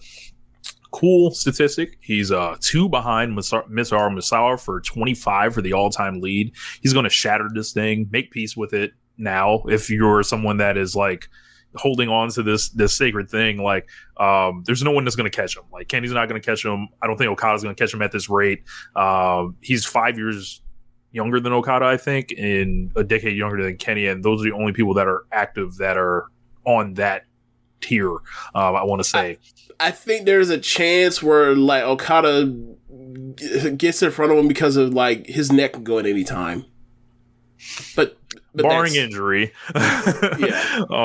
Well, you can't say you. Will Ospreay's not something you can say barring injury. Like that's like saying barring injury with Darby Allin. It's like, no, man, that's not. No, this isn't something where like he's gonna have some 25-year career, and if he does, I will be there for all of it because there ain't no way. I will be in amazement. Like this fucking guy Darby Allin's 45 and he's still doing this. I remember I thought he was gonna be in a wheelchair at 30. So no, same thing with Ospreay. Like I just can't. I can't see it. I can't see it. At this rate, he only has to. He's gonna own the record. Let's just say that. So at some point, yes. Will retweet said, I think, it was like, hey, that's pretty cool, you know, That's all he said. I forgot. I think that's all he said, really. And then Kevin Nash jumps in the comments, and there was a different post that he replies to, said Will Ospreay has more 5-star matches this month than like CM Punk, John Cena, and like Kurt Angle or something like combined, that. Combined.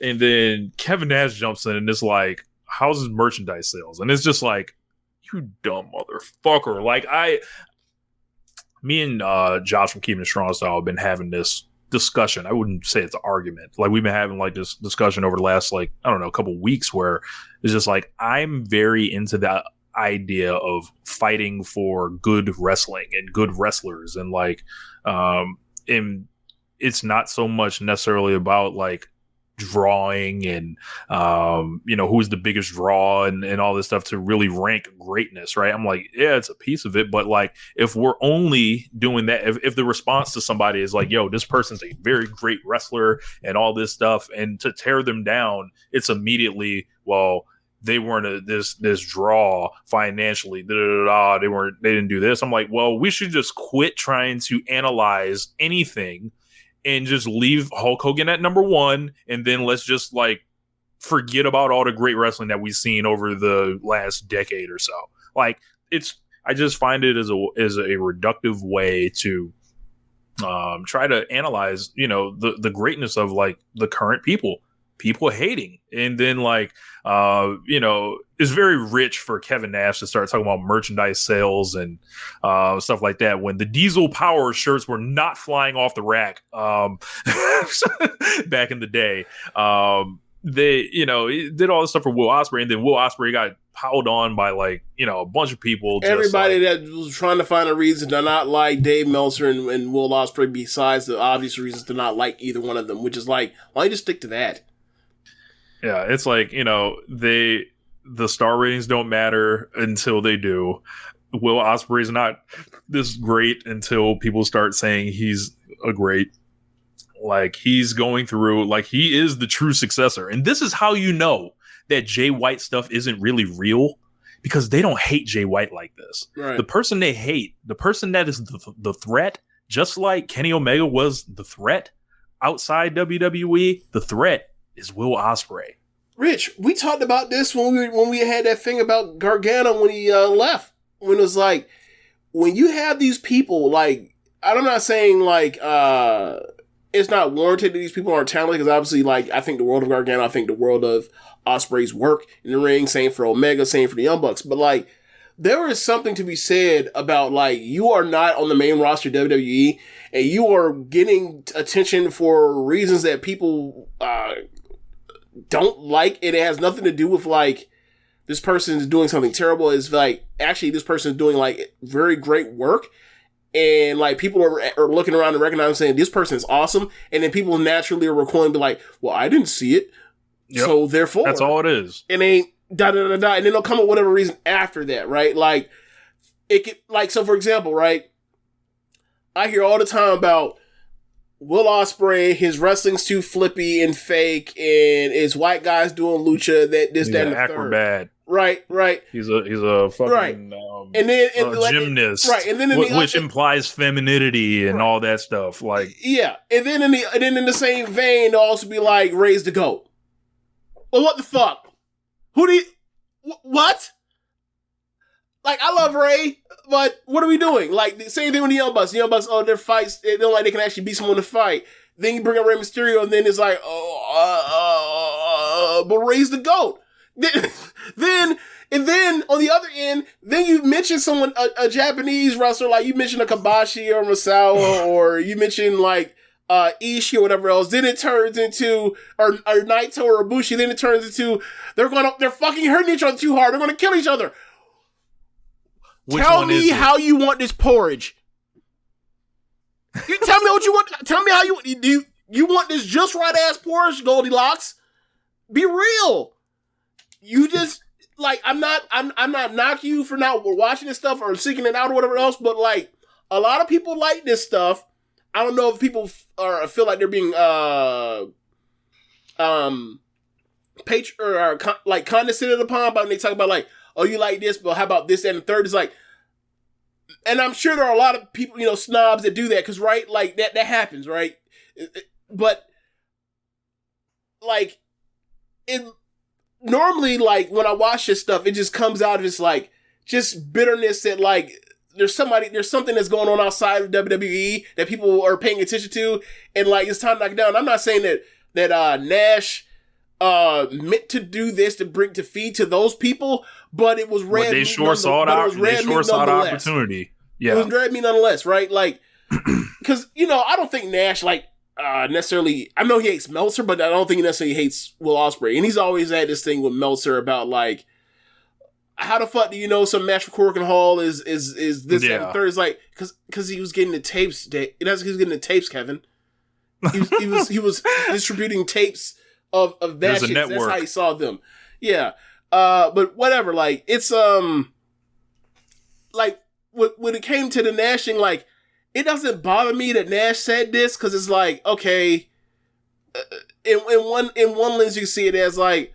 Well, if this guy is so fucking great, then like, what the hell is going on to where like this dude isn't like, making a bunch of money? How come he's fucking around not in the E or in AEW? Why is he in Japan or whatever else? Killing himself. I can see from the perspective of Kevin Nash, like him being like, how do I help, like try to maybe help this guy out or doing it in a funny way to kind of try to get his attention by throwing a jab at him. Like, I don't think Kevin Nash is, like, really hurting for relevance or cares about that thing right now. Maybe I'm wrong.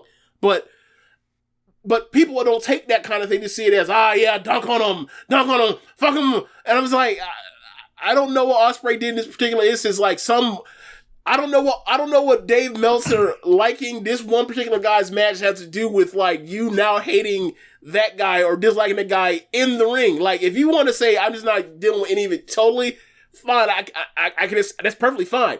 But people aren't doing it. They're just saying like, he doesn't draw. It's like he doesn't. You think he doesn't draw? Like obviously we're not getting like the quarterly reports. I'm sure this man's not in the poorhouse. But I don't think they're like putting him out there and it's a net loss. I don't think that. Yeah, this guy has his own faction. I'm sure this guy's well compensated. And then from there, it just like, leaped into like people just falling on their knees to fillet Kevin Nash of all things. And then just talk about his ability to make money within wrestling. Like that's that's like the end all be all. Right. And good for him. But like, I don't want to watch that. We've talked about the smarts of like, Kevin Nash, and I think that's well documented. Right. And that's great. But like when it comes to this wrestling, when it's about a match, you take away Bret Hart and Shawn Michaels, what do you have?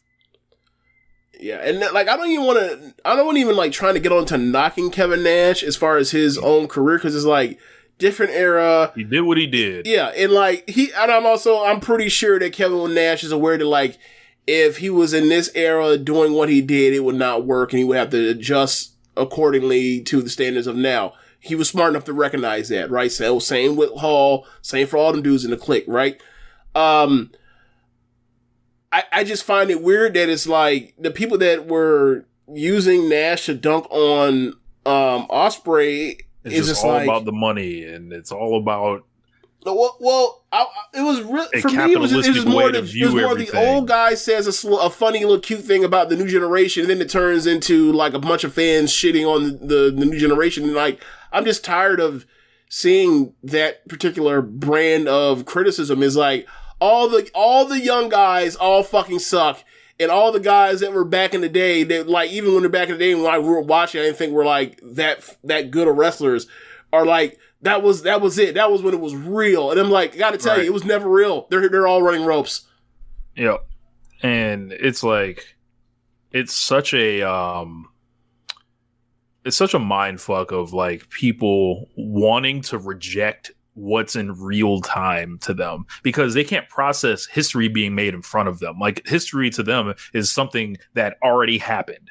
There's something that they load up on their Peacock and they pull it up and it was like, damn, that's how wrestling was. But they never really get to enjoy or even contextualize how wrestling is. And I feel like that's like the argument, like that's like one of the square reasons I wanted to start One Nation Radio. Like when I was telling James, I was like, yo, somebody has to be the new voices. Someone has to like put a, context to like the people that are here right now, because Dave's not going to be here forever. Wade Keller's not going to be here forever. And I'm not saying that we'll ever get to that level or anything like that. I don't want to be a reporter. You see, look, we're talking about like Dave people Meltzer right fucking now in a like bad people way. go insane No, with him, right? But like there are more people that have the ability to analyze on a smart level, like what we're seeing. Like, and I don't see like there, like I don't see a gatekeeper for that. Like I feel like we can do that. And I feel like our role in this is to recognize what happened previously with Nash, and like what Josh is saying, why drawing and all that stuff is important, and different eras, different styles and stuff like that. But like people have to be vocal about this style and this level of wrestling that we're seeing right now, just as passionately and vehemently as they argue for business metrics and just like the paint by number stuff. Like for a long time, Observer Hall of Fame is like people could just get in just off of drawing, but it's like, all right, we never seen how did they wrestle or whatever. Oh, it's not really about that. But then I got to watch Tomohiro Ishii year after year, one of the greatest wrestlers I've ever seen, like, with my two eyes. And he's like, I don't want to say he's struggling to get in, right? He's actually doing way better than anybody ever thought he could, based on how great he is. Like, because obviously he never drew and never did all these things, but it's like, well, I'm tired of talking about what people didn't do. I want to know what they did. And that's like the crux of this Will Ospreay thing. It's like, bro, this guy's fucking breaking his body right now in the middle of his prime, peaking almost as a performer. And it's like, all we can think to do is tell this guy what he's not and to tear him down and all this stuff. And it's just like, it's mind-boggling to me that people just want to continue to participate in this. And it's just a rejection of them not being able to process what's in front of their eyes right now. Yeah. And the thing that's funny for me is like, I think the week before, I basically detailed you like what his next year to year and a half is going to be, and like he's set up to have like this all-time run, and that is going to elevate him to that status of people want to buy his merch and all that other shit. And then like Kevin Nash does this, and it's like, bro, this is the wrong time to do this, because like a year from now he's gonna come dunk on your ass after this man like main events a pay-per-view that has like 150,000 buys. It's a good chance to fucking happen. Like when he puts a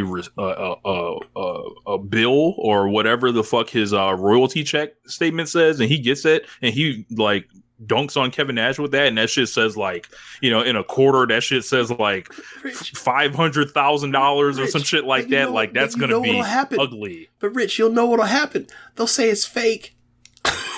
Because they don't like the dude, so it don't matter. Like the only thing that's gonna change is when this man shows up, like, and goes straight to the main roster in WWE. That's the only way this changes. And that's the thing that's funny. Then what changes? That's the thing. Wrestling, right? And that's gets worse. Right. And that's the thing that's funny to me is like when people were doing this with Omega, people were doing this with Young Bucks, and all this stuff. Is like, bro, do y'all think that like Vince or Triple H / Vince or whoever is like they're not going to back up the Brinks truck to get this person when they become a free agent? Like what do you think Will Ospreay is going to command in free agency if he gets there between New Japan, AEW, and WWE? He's going to make at minimum $750,000 or $750,000 at least. That's if something goes horribly wrong. Right. That's what I'm saying. Like, he is going to command top dollar, and like if he wants to maximize his dollars in WWE. Go ahead. Top dollar, no hit roll. Oh, you stupid! I didn't even mean like that, but yeah, like it's gonna like. So I don't understand why people. And then like when he shows up, like their fans are gonna lose their minds the same way like their. Oh my god! Are you serious? Spoiler: Iyo Sky Dakota just lost to Raquel and Aaliyah for the tag team titles. Once a geek, always a geek. Dakota Kai. Who got pinned? Who got pinned? Someone tell me who got pinned. Who got pinned? Tell us now. Please tell us now. This can be funny or frustrating. Meet the new boss, same as the old boss. Dakota Yes! Kai. Yes! Rich! Now, I can't believe I just ruined it for her to get pinned. Now, Rich, you, for years, or not years, but like, you have spent much of this year talking about Liv Morgan will never win. Indeed. In 2019, I said that Dakota Kai was never gonna win shit. Because how she was always portrayed. She's very talented, but she's a geek. I never say she was never win. I always say she was a talented geek, and they always gonna treat her like a geek. When Shane was out here whooping her ass, to her turning on Raquel, and Raquel still, laid that smack down, all that stuff for all them years. Always a geek, always a pain eater, always that. She was just protection. She was always a condom for Raquel. And now she has become a condom for Iyo Sky. I almost said Shirai. Iyo Sky. Oh, you gotta love it. You gotta love it. Unbelievable. They say they don't tell stories in WWE. Triple H has been telling this story for 4 years with her. Maybe longer. Actually longer. You go all the way back to the Mae Young Classic in 2017. It don't matter if she's a good guy. It don't matter if she's a bad guy. All I know is that she ain't the guy that ever wins. Right. Rich. Let you know how real this whole losing thing is with Dakota Kai. Dakota Kai was in the first ever Women's War Games, based around she was the last person in on the babyface side, and they didn't trust her to think she was strong enough to hold her own. What did she do? She turned on Tegan Nox and left. And they still lost. And then Candice LeRae and Rhea Ripley proceeded to win War Games 2 versus 4. She just can't win. She can't. Impossible. Even when she plot on people to get them to lose, they still find a way to just ruin her plans. She's Wile E. Coyote of WWE. So at this point, like whenever Liv Morgan faces off against Dakota Kai, that's gonna be like the bizarro. That's like the bizarro, like One Nation Radio Super Bowl. Like I'm trying to think of what this. That's like Ida versus Waka. Don't do that. No, what do you mean don't do that? You said that Liv Morgan was Waka a few weeks ago or a month ago. You didn't say that? Indeed, I did. All right, then. I did, but, and what is Ida if not a lovable, talented loser? Oh, man. Yeah. Man, there's a lot of copium on the timeline. Okay. Oh, I think people got their reaction, and they want me to put it on Twitter right now. I will oblige. Raquel and Let's Aaliyah. see. For who? Oh, you know what that's about. They about to take their ass to England, and Sasha and Naomi just gonna take them right off of them, and then they're gonna eventually build towards a Dakota. Who'd they lose to? Raquel and Aaliyah. Are they baby faces? Yeah. So what the fuck? Like, like they bringing back Sasha and Naomi as heels? What? No. They're irrelevant. They're there to just eat a pin and get the belts back to Sasha and Naomi. And then the real program will be Dakota and Iyo. I'm sending this tweet out right now. Triple H is not your savior.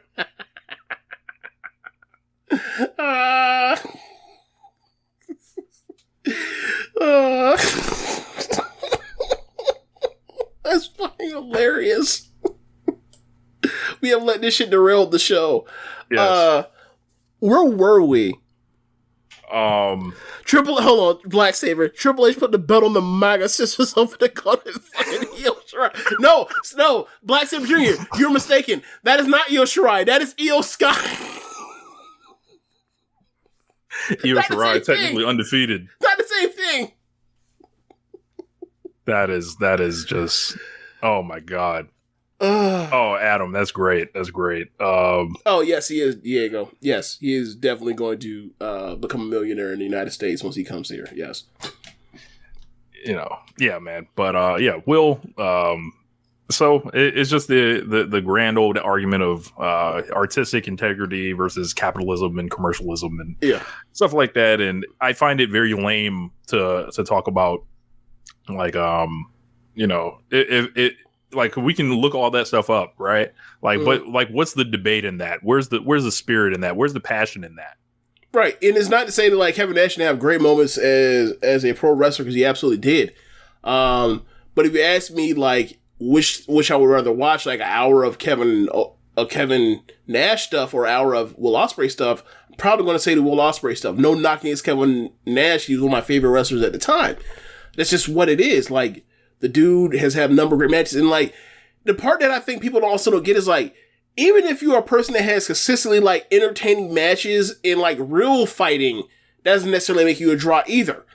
Right? Like, so, or if you're just dominant, that doesn't make you, a draw either. So like, it's this weird thing. It's this weird thing, and like, obviously got caught in the part where like he's the guy that's getting all the accolades or not accolades, but all the like the critical acclaim. Critical acclaim, and people were like, nah. And it's funny that like, Kenny Omega hopped in on it because he clearly knows what he's doing. Like, obviously the whole thing is like, absolutely putrid. Because like 4 years ago he was the guy that was getting on that shit. Now he's like getting on him because he knows about to feud with this dude. And I'm just like, I love Kenny Omega for this one because he's so smart. He's playing like he's now 2018-19 Tanahashi.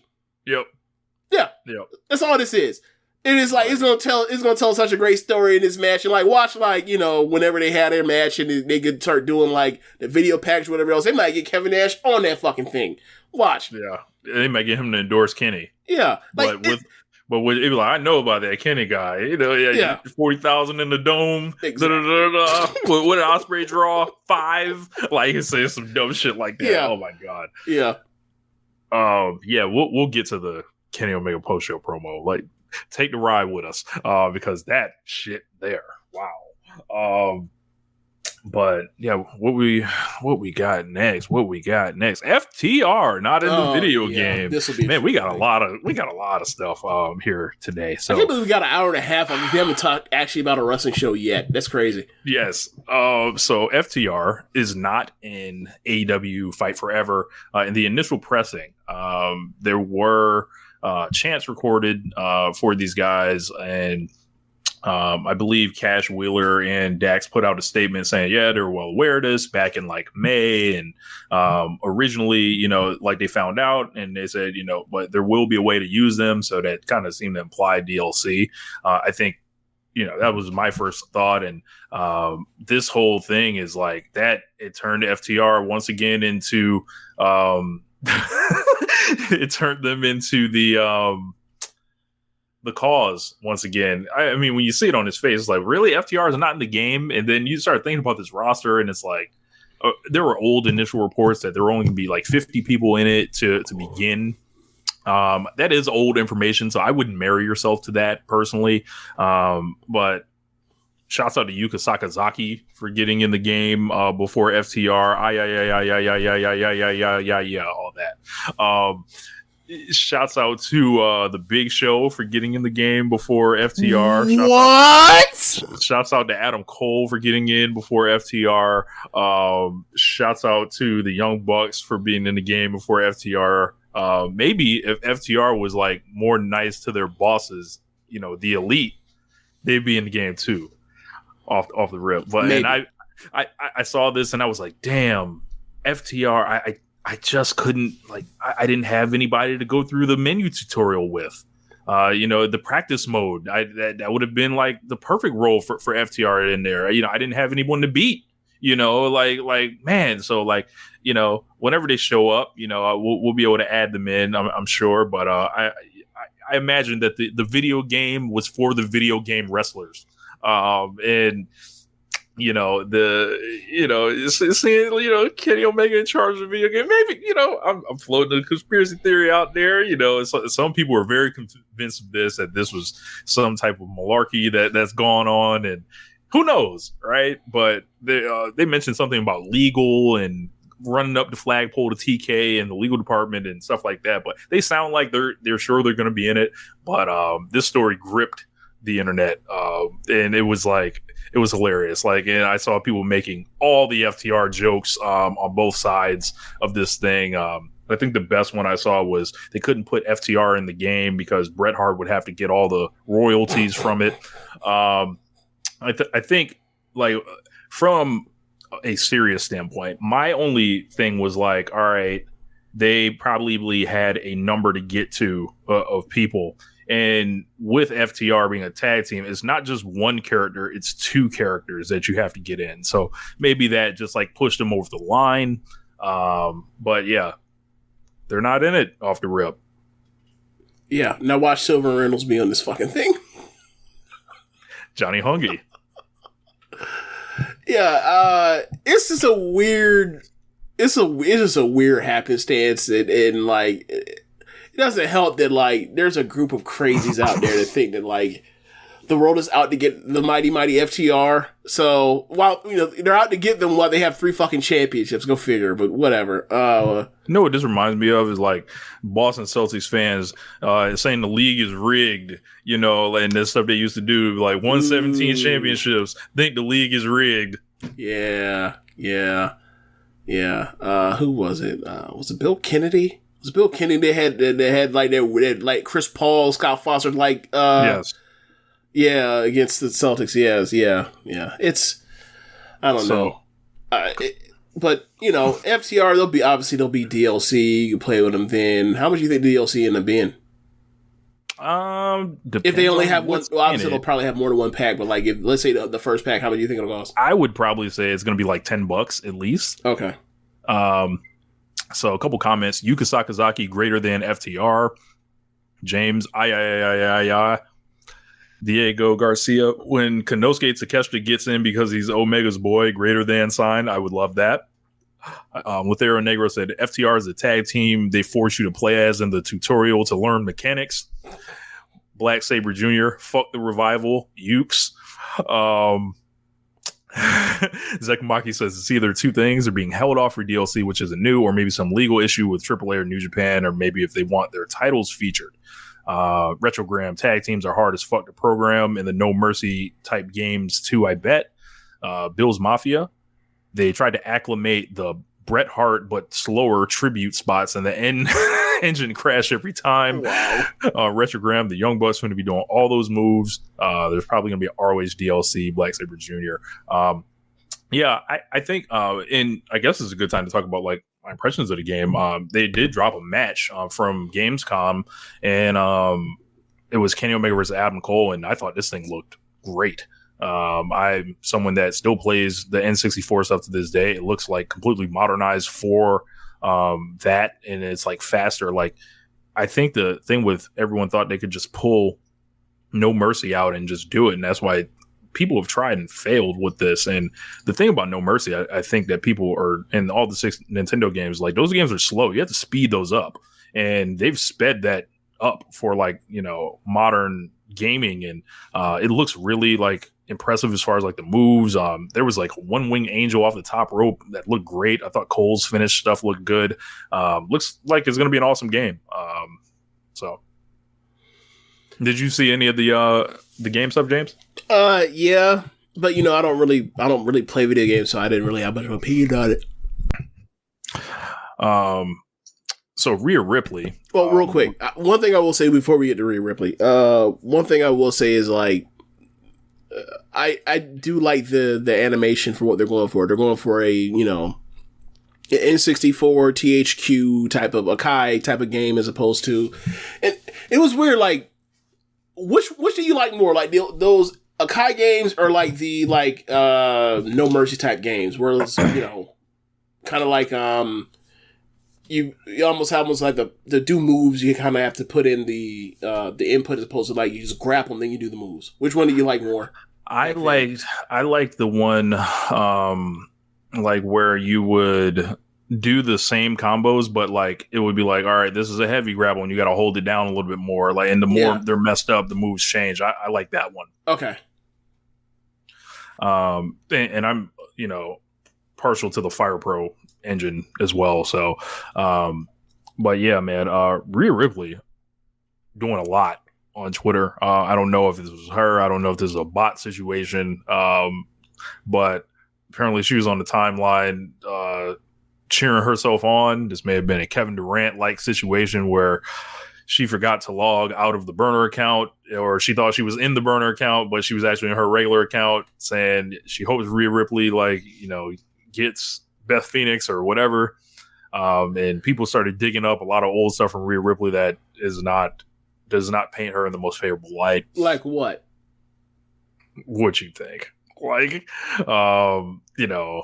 all the Trump stuff, a lot of racist stuff, different stuff like that. Wow. But there's like but this stuff is old. I'm talking like 2016, 13, different stuff like that. Shit. It's a case of like, it's a long time ago. This doesn't matter at all. But once you start going down the people's internet histories, everything's there. But keeping it on the burner account thing, that's pretty funny.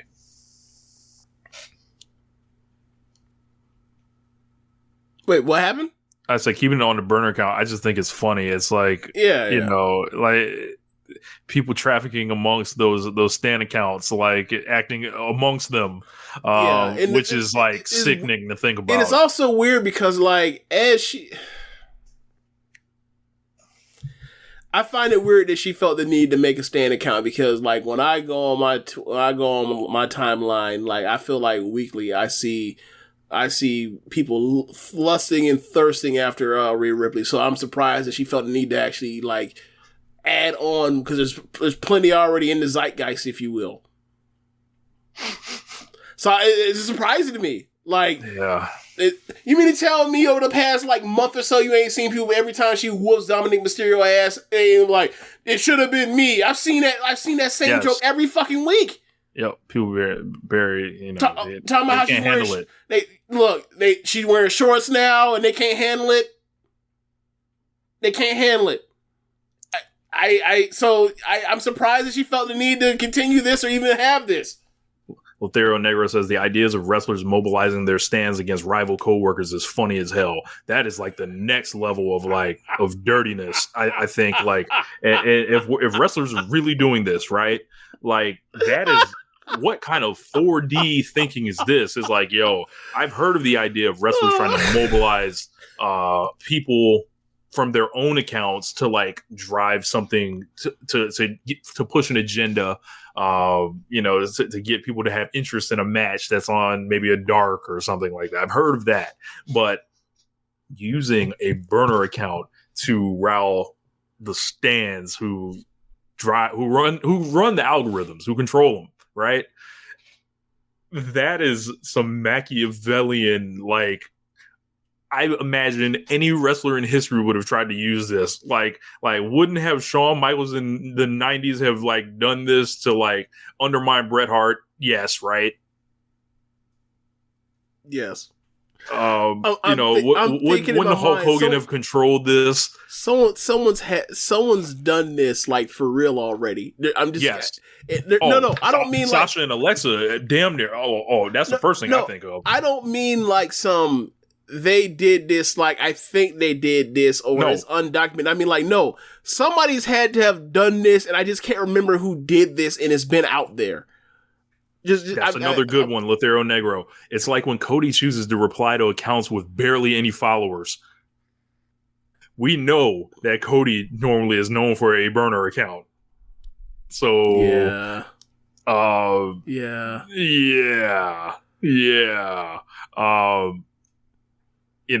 Bill's Mafia says, well, we know someone who is willing to just do it on their main and TV and their promos. That Dennis is wild. Yeah, man. Like, bro, if I really find out, like, I feel like we should monitor this from now on, people in the chat. Like, whenever we start seeing some stuff that don't quite look right, I feel like we should bring it to the stage here, and investigate, use our smarts and, figure all this shit out. Like, are these wrestlers like further ahead of the curve than we're giving them credit for? Negro said the game has evolved. Cody said that me. Oh yeah, Cody put that me and Brandy made AEW tweet was nasty. Indeed, it was. And I think a lot of people were linking that to the timing of, maybe he just, when he comes back, he's a little worried. That there's a new guy in charge that he has control over him. And Cody was the guy. He came back from Vince, and we assume that Triple H won't do this shit to him. Won't fuck him, essentially, right? At least at least at the start, because at least until he start getting AEW to WWE talent flow his way, yeah. Right. But at the end of the day, this is Triple H. I implore people to remember this. Who we're dealing with here. Shouts out to You Just Die Already for following. What a name. What was the name? You Just Die Already. Wow. So, all right. Man, appreciate you joining us. But yeah, man, it's hope to catch you in better spirits. Jesus. Yeah, but yeah, we're going to have to gamer tag for years. Awesome. Glad you're here with us. But yeah, man, we should keep it rolling. Where do you want to go? Do you actually want to go over the cliff notes of we've got AEW Dynamite. Yeah, we should look into that. Yeah, let's go through the cliff notes of that. Otherwise, we'll end up doing another hour of this show. I don't think that's or an hour and a half of the show. I don't think that's really necessary. So the opener. What was the opener this week? Promo. Okay. So it was Chris Jericho and Daniel Garcia face to face. That's right. So the state of the jazz. Yes. Yeah. So crowd receives Garcia with the "You're a wrestler" chants. Okay. Jericho tells him to shut up. Jericho then compliments Garcia, chalked up their disagreements and disappointment after losing. He wanted an apology from Garcia. Garcia said it digs into his bag and cuts kind of a sincere babyface promo. Said he knew how special it was for him to share the ring with his hero, Bryan Danielson. He hung with him for 30 minutes, but it was a type of match that he dreamed about having as a kid. But Jericho ruined it, and deep down, Jericho basically said, deep down, you're a sports entertainer, and he demands to hear him say it. Then Danielson's music hit. Came out as Garcia was going to talk. He said Garcia showed a lot to him.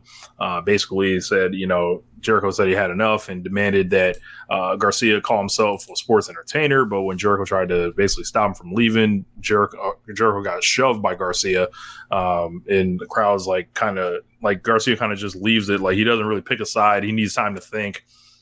And then Danielson and Jericho got together, and he basically said he made fun of Jericho, said he doesn't like sports entertainers, but what Jericho did was pretty entertaining. He said, you call yourself the last survivor of Stu Hart's dungeon, but he knows more, Jericho said he was the last survivor of Stu Hart's dungeon. He knows more about wrestling than Danielson ever will. Danielson basically said, well, why don't we ask Stu Hart? Who would Stu Hart say is better between us? Who would Owen Hart say is better between us? Some said, I'm glad. Stop. Stop. There was no third. They stopped at 2. There was somebody else that people wanted Danielson to name and wonder who he would say is better. But yeah, we're gonna just basically he said he wants the Lionheart at All Out, so it's gonna be American Dragon versus Lionheart. He told Danielson to watch his back. Right on cue, Hager lays him out. So that sets up a match next week. This was all really good. It went really long though. I didn't think it went that long. But I think by the standards of AEW, it kind of went long because they don't normally do promos that go more than 5 minutes. But yeah, I think it went 12 minutes on it, and I thought if you there was nothing that was unessential that was out there. And I thought it was really well done. I thought that it put the stakes clear that it's is weighing on his conscience, or it is at least he's acting his ass off, one or two. But we're gonna figure it out when it comes to this, custody of Daniel Garcia match come the pay-per-view. This is two old men fighting for one young man. Yes. So So yeah, Lionheart versus this should be awesome. These guys have never faced in a big spot. I believe there's a Monday Night Raw TV match from 2013. Yep. And I don't know if it had a finish. It did have a finish. Jericho ended up winning. Like this is like right. I think this is like getting back to Jericho coming back for like right after that. What was that pay-per-view in Chicago when he came back for Punk? Or it was like, I don't know, it was comeback. It was like, but he was basically asking like Punk was gone for after the Undertaker match, and then like he kept talking, running to Heyman. He's like, "Where is he? Where is he?" Like around that time, like that summer or late spring, early summer, 2013, they had a match. Like because Jericho had a run at that time. Like he also had like a match with RVD too in that same run. Yeah, yeah. So after that, we got Jay Lethal against Dax Harwood. I remember shit like this. So yeah, he said he thinks it was the program after Fandango. Yeah. So yeah, Dax and Jay Lethal, they had a really like physical, like nice kind of put together match here. And they did like a lot of chain wrestling at the beginning, big chops. Early on, I was like, man, looks like Dax has met his match tonight. And then Dax kind of just took over with the chops. And then there was this, there was a lethal combination. These guys, like, they started with that real rugged wrestler stuff, but then they broke out into like a modern match. So like they were doing tope suicidas. Dax was coming off the ropes, the middle ropes. They were countering stuff, doing the slingshot power bomb. This was pretty good, and I thought people would go up for this match. I think a little more than they did, maybe just because like there was something else on the show that was just all time. But this was a very solid match. Jay Lethal ended up getting the win after Dax. He held the tights on Dax after it was all that, and Dax looked shocked. Yeah. O'Connor roll got reversed, and Lethal held the tights. Yeah, like it reminded me of like a '90s like TV match.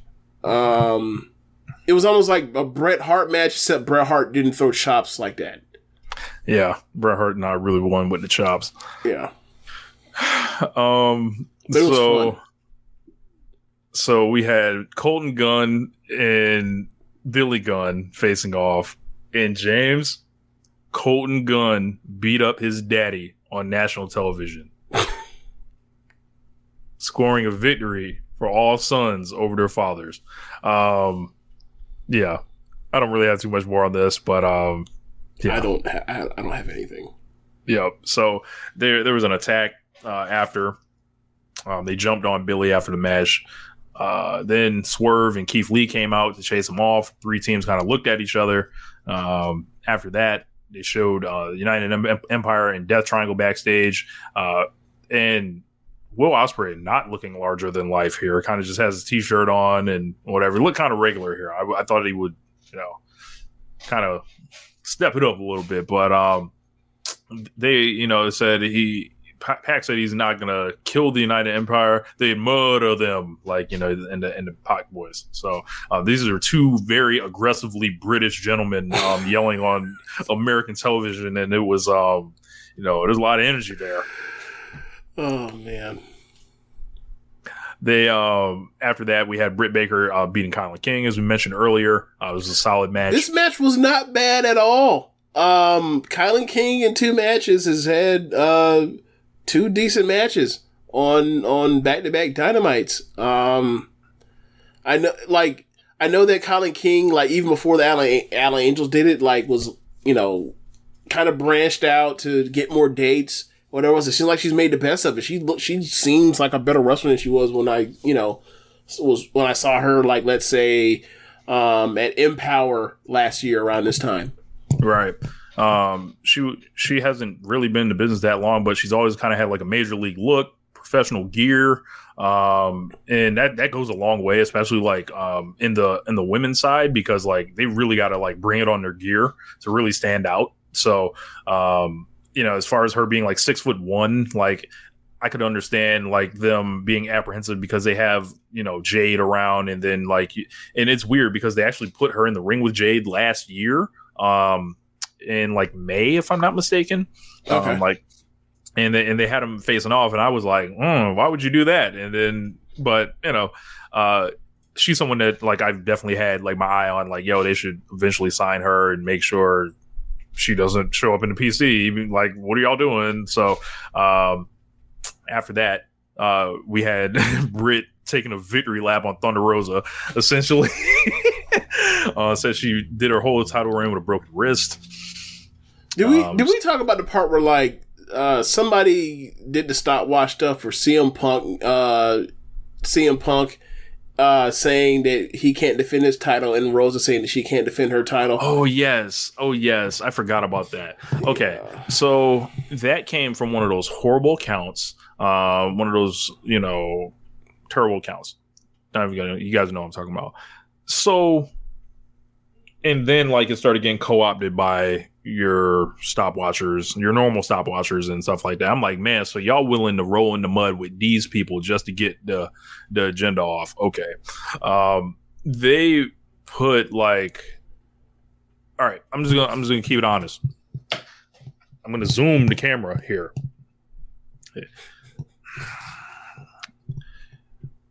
There is a belt in this company that makes money.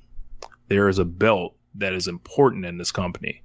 There is a belt that is a main event championship that is on the actual top star in the promotion. The other one belongs to Thunder Rosa. This is not agenda time. This woman was crying, breaking down during the promo. And apparently the answer was to put her in front of a live audience and do that just to satisfy whatever type of agenda you want to get off. CM Punk was tears in his eyes in that whole thing, that as far as it went on. Thunder Rosa could barely get through her promo. And you're going to send this woman out there where English is not her first language to struggle like this on national television. I think the right decision was made here. I don't disagree much with you because, like, I thought the same things of, like, this is it was like a 40-something second promo. You see she was still struggling through it, not in a way where it's like she's fucking up the words, but just like she seemed emotional, given that she had to do it. And so was Punk when he had to come off the belt too, or come off the road anyway.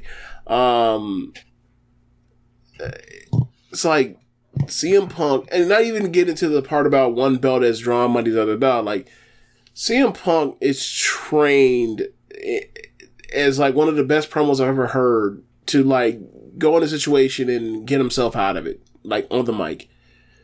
That's not necessarily Thunder Rosa's like top skill.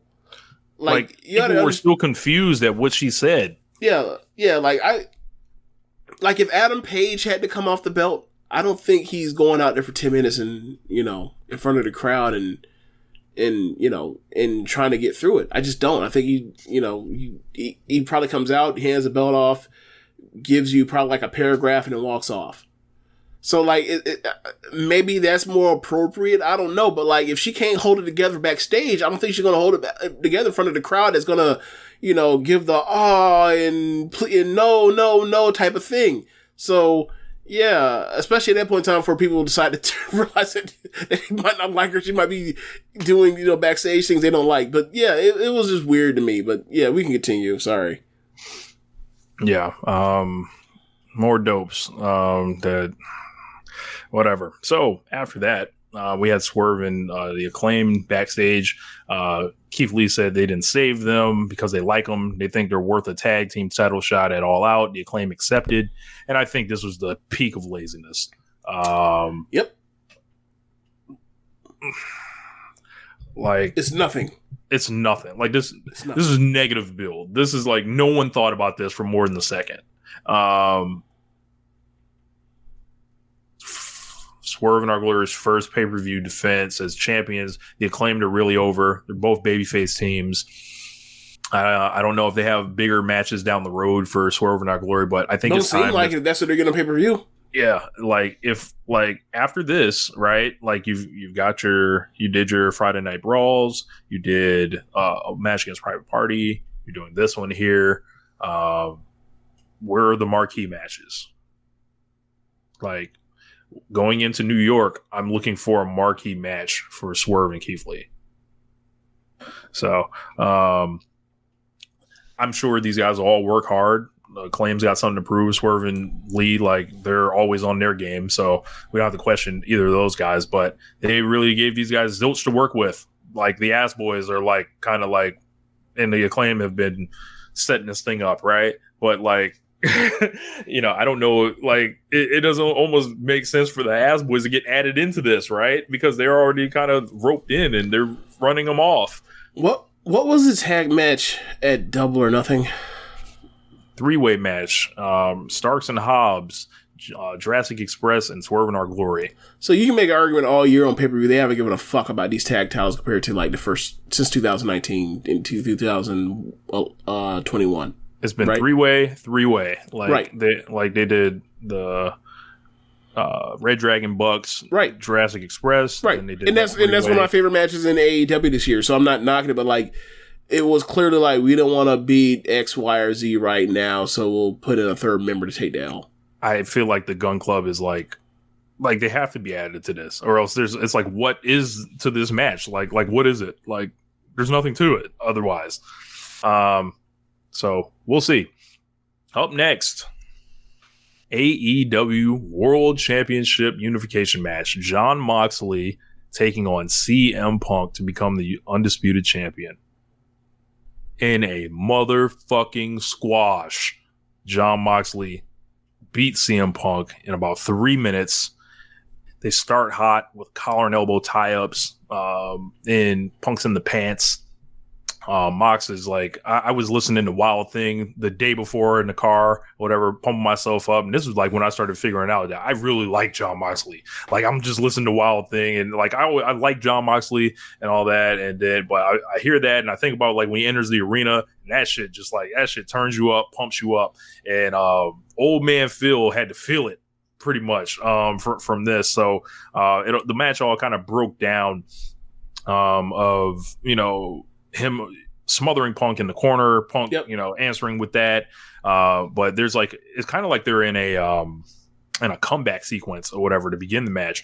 And then Punk throws a high kick, but on the foot that he plants with, which is the injured foot, right, kind of re-aggravates the injury, you know, right. And that's kind of like the, you know, the cue for like, oh, there's an angle. Like in my head, I'm like, oh, there's an angle here. Because you know, for days leading up to this, we were speculating like what would happen. And, you know, I told everyone on the show, I'm like, this is not a company that is not going to give us a winner and a loser. Like, they're not about to do a DQ and all this shit. But like, we'd never considered like that it would just be like a short, like preview kind of medical squash. That's kind of what I termed it.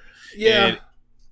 And it kind of harkens back to different short matches like this, like Cody and Brody Lee, yep, that happened. Cody and Malachi Black, yep, different stuff like that. And what they did was protected the real match that they're going to have, seemingly, for the pay-per-view, give you the clean finish, give you the shock title change. This thing was awesome. This was great pro wrestling right here. This was exciting. This was like Mox basically lays in the hammer and anvil elbows, gives him 2 Death Riders, and Moxley gets the win, and everyone's shocked. Like, what the fuck has happened? And then, like, you know, more people like, is CM Punk done with the company? Yeah. I'm like, no, it's an angle. Like, in the old work is the new work. This is awesome. So I saw people that did not like this match, and my only conclusion those people are wrong. I came to the conclusion that like they didn't want CM, they thought they were getting the actual match here, and they're pissed that they didn't get the match. And you're going to get the match later. But they actually gave you a finish here. They gave you a winner and a loser. So they gave you the match. They didn't give you the match you wanted. And I can understand that. And like, trust me, if they come out here on Sunday and they don't give me a CM Punk, John Moxley match or whatever else, I will say that we got fucked. I just think that they've built up enough equity with me that where it's like, I think that we're actually going to get the match. And like, I thought that this was compelling as hell. It took me into mind those squash that you mentioned earlier of them just being great. And like Moxley, the post-match promo, he's like, "Oh, I'm sorry. Was that not supposed to happen?" And he just talks about how he's like, I've been fucking headhunting all year long. And like, this fucking guy wasn't gonna stop me. And I like the story it tells of Punk came back too early. And I'm really interested to see how they're gonna get back to him getting another match after like, he just got his ass handed to him. And like, was it just a re-aggravation? Did he break his foot again? What exactly is the word? And how are they going to play that into the story of them going however they go on pay-per-view? Like, and these two are so talented, they're going to make it work. And it's like, that's why it's interesting to me, because it's like, this was they know what they're doing. They did a great job, and they still have to thread up a small ass needle to make this completely like go all the way through and work. So like, it's interesting to me, like, how the hell are they going to, like, I see what they're going to do, and I was saying this to in the thread that has like Floyd and Chad and Finish on. It's like, I kind of saw this babyface thing on a quick rematch thing where like the story is like Punk is going to Chicago like as an underdog, and he's going to have to overcome and fight like hell against somebody better than him to win, and like on short notice after getting his ass whooped by somebody. Like we saw that with Nats playing Tam earlier this year, and it's like, obviously, I'm not going to get into the part where the heel turn thing. I'm like the first two matches, whatever else. Like, that part was ultimately very compelling, and like ultimately ended up being like a great story at like in that particular junction from match 1 to match 2 of like, she was in a cage match, or not supposed in a cage match with Tam, and Tam beat the dog shit out of her. It beat her damn near to death. And like 2 days later, she has to fight her again, and she overcomes and wins.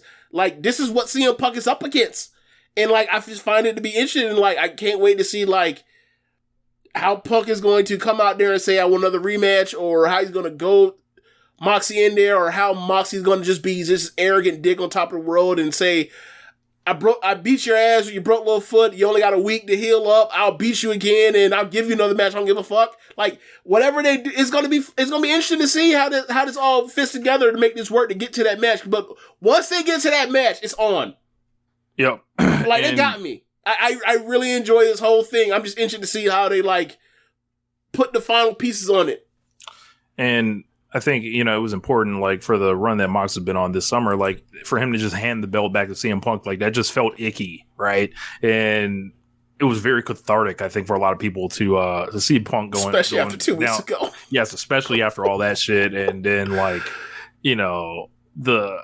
I think CM Punk had negative goodwill going into it. It just, like, like, this guy's on a multi-year contract. He's not going anywhere. But I guess if this helps people enjoy the story better, like, I don't know if it helps them necessarily enjoy it, but they've worried themselves and talked themselves into all these weird scenarios and situations. It's like, why am I having to explain this cockamamie scenario that you created in your own head? Right. They basically, Retrogram pulls up, if the Dynamite title match ended in a no contest, or if it didn't happen and Punk had won in a barn burner without this result, same motherfuckers would be pissed, saying they fucked over Mox. They immediately released this match on YouTube for free. I believe this is the first match they've ever released in full on the YouTube channel. Bill's Mafia brings up 3 minutes and change. 2.2 million on the YouTube vid, so people are definitely interested. Yeah, I think they did the right thing here. This is Vader and Inoki. This is, a lot of famous squashes. It's Vader and Inoki without Inoki having a match beforehand, yeah. Yeah. And I actually watched that recently. I like, it cuts off before they start throwing shit, but I was disappointed when I didn't see the crowd throw shit. And like, they're in Ohio this week. The Chicago dynamic will obviously change things. Flipped. And that's why I was thinking, like, once they did, I was like, okay, they're going to do the rematch, and like, obviously Punk has to win to make this work. I did not see Big AO talk about CM Punk. I will definitely seek that out because Big AO is a very entertaining guy. So after that, Christian Cage was asked about Jungle Boy, said all he was trying to do is motivate him, blah, blah, blah. He accepted the challenge. Ricky Starks came out.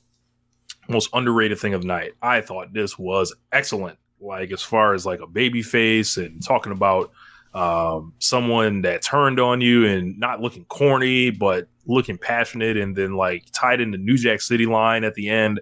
Like you bring your $5 ass to Chicago. And, you know, I was really compelled by this, and I had to go back and rewatch it because like this shit that happened before this was so great. Everyone was talking to each other on their phones and kind of just in the moment. And it was a tough spot to put him. And I think I would encourage everybody to go rewatch that if you did not, because like I think a lot of people are rushing to crown Ricky Starks right now, and I'm not there, right? As far as like, this needs to be pushed as like ace level babyface of the company. I'm not there, and I'm sorry, but this promo earned some stripes with me. I remember the New Jack City line, but I don't remember much about the promo because I was very much like just in a different world after the Moxley thing, the Moxley title win and everything that was going. And I'm just speculating like, what the hell are they going to do now as far as getting to a match for the main event of the show? So yeah, after you told me that like you thought it was great, I ended up getting a copy of the show. I just haven't got a chance to watch it yet. So after that, we got that Moxley promo where he's like, he breaks it down like, I'm sorry, that's not how it was supposed to go. Everyone wrote him off. Those people don't matter. The answer to any problem here it might be in pro wrestling is John Moxley. I thought him calling himself the answer would be he needs to go ahead and figure that out. If that's, not trademarked or whatever. But he says he is professional wrestling. He's not just some guy. He is the guy. People may ask when is his time, but Moxley's time is right now. So after that, they ran down the cards for Rampage and everything like that. We'll get back to that. But up next, a video package recap Kenny Omega's return last week. Immediately, Will Ospreay's music hit after that. I was like, do y'all see it? Do y'all see it? And then I didn't know if people did or not, but they couldn't have made it more clear. Don Callis joins commentary, so he's there to scout for the next round, and he's here to look at Will Ospreay. And then the United Empire faces Death Triangle. 5 stars. Oh man, when we talk about RLPW. It's right here, baby. This is just like, oh my God. There's so much. These boys got plenty of time. Yeah, like 25 minutes. 3 commercial breaks? Yeah. Incredible moves. Incredible sequences. I've seen Phoenix and Ospreay, luckily, in a one-on-one match back in Rev Pro in 2017. I'm not shocked by what was happening. Lots of insane offense from both sides. Twisting Cobra over hard moonsaults from Ospreay. Phoenix just going all time. This was just go out of your way to watch this. This was like one of the best matches of the year. And it was like they shot an angle in the middle of it with Kip Sabian.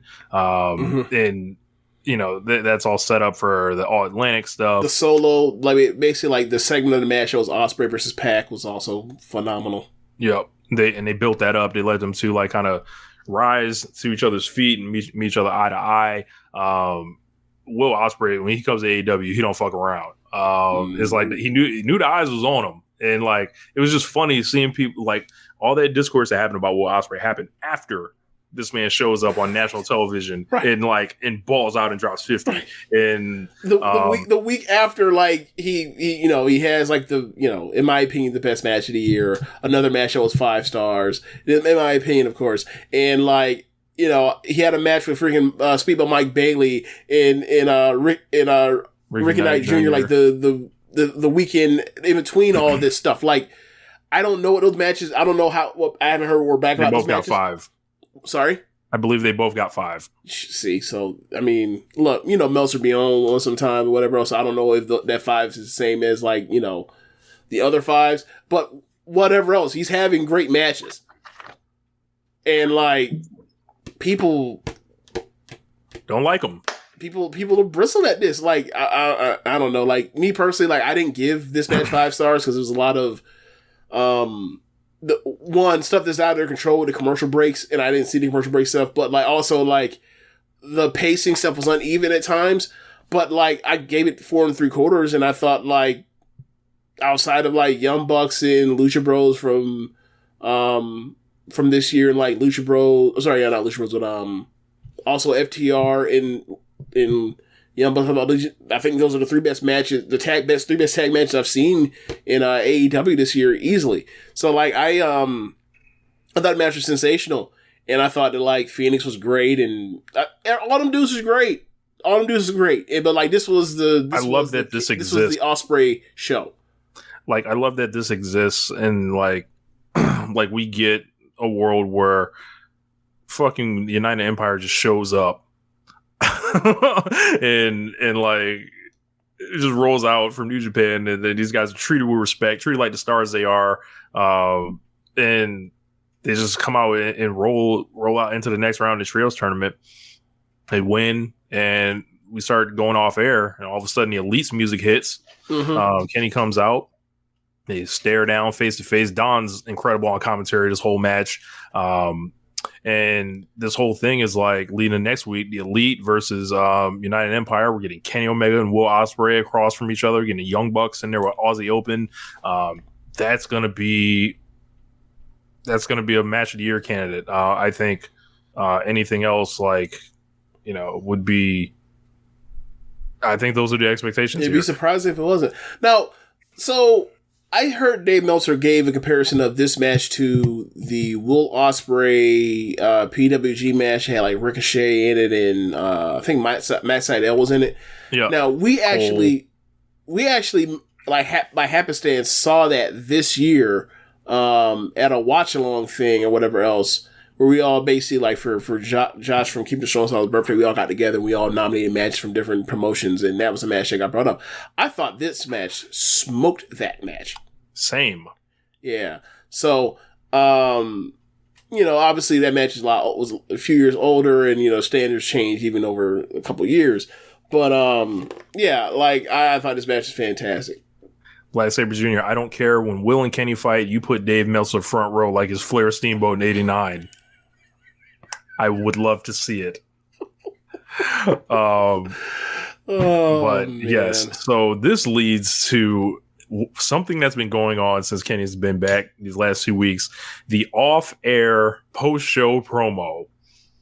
So, like last week, it was like he was talking and, taking those shots. It sounded like maybe at the cosplay guys, and this week, this came out and Will got on the mic, like the Elite got on the mic, basically was like, yo, shout out to y'all, this is what you do when you come to America. Can you go ahead and like talk to the people and like do the rest of the job? Essentially, like, you got the main event spot. We appreciate you. Give a thank you to the United Empire. Will gets on the mic. All that like in-ring charisma fades immediately. And he's like going on and on, talking about, bro, he's like another 5 stars. And, he's talking about going on and on, but he like hands the mic back to Kenny essentially, and then Kenny's just like put this man in a blender. Like it was just like I felt bad for Will. Like when Will was like, bro, he was like, yo, you talk about this grueling schedule you had that just because you done a couple indies and you wrestled a couple lower card New Japan guys, and then and you got 5 stars, or you got these stars from this one guy or whatever. And he's like, yo, no one remembers any of your matches. They do, like, you might have lost to Okada. So what? I lost to Okada too, but I've also beaten Okada on the biggest stage, something you've never done and you will never do. And he also says, like, the match that they talk about with me, that's the one where I beat Okada, and that's the one people talk about as the best of all time. And it was just like, nigga, I felt like I saw Will Ospreay's heart just dropping in real time, like his face, like there's nothing I can say, like I'm owned, like I will shrink into a corn cob and die at this moment. Kenny backs up because Will wants to charge him after that, and it just like heats up from there, and he's like, yeah, I know you don't got one of these catchphrases, so I'll do it. I'll bid you guys adieu, good night, goodbye, bang. And it's just like, they unleashed this nigga, bro. And get ready for the match next week. And I'm ready. This was, yes, in the comments, this is the ultimate you want to be me, little bro promo. Indeed.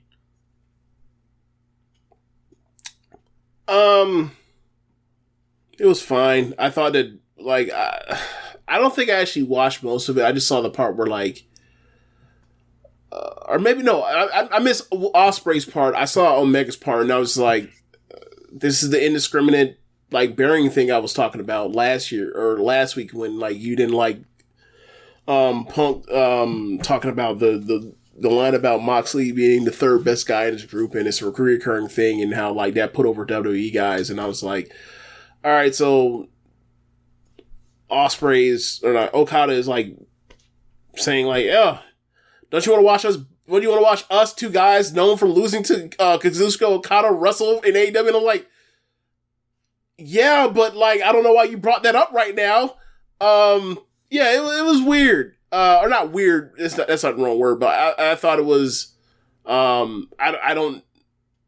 I get the point of the story that he's dropping it off with, as far as, like, he has to kind of go through Omega to kind of get to the Okada level, and it's kind of like, and that is a part of the Ospreay story in general, but it's like, I don't really like Omega saying that, because, like, it should be like, if he beats one, he could, or once Ospreay breaks through to beat one, that means he can beat the other, because they should be seen as, like, equals as opposed to that thing, whatever. But yeah, like, I thought the crowd loved it. So, like, the crowd was into it. You seem energized. But for me, it was I saw it. I was like, man, this is rough for young Will. Yeah. And the thing about it that was rough about it was it felt like. Did you feel like it was actually like an open opportunity for him to go as opposed to him setting up to be bad for for Omega to do that to him? I think that he felt it was a real thing and he just fucked up. I don't think he fucked up. I just think he didn't really have anything to say. Like, and it was just like, he basically said, he said something about Kenny. What could he have actually said though? Like, he said he came back. You covering up. He's like, you covering up your body and all that. Like, what do you have, a belly right now? I forgot what else. That fat shaming? Didn't we just get on Guevara for fat shaming? We just did. Can't win. Like, First off, think about this, right? I don't know what the whole situation was. I don't know if he was set up or if he just actually really didn't have nothing. But, like, as far as taking the material off the top of the dome, right? It's like you were walking into AEW as a New Japan guy, not American, but a Western New Japan guy, to go out there and argue with Kenny Omega.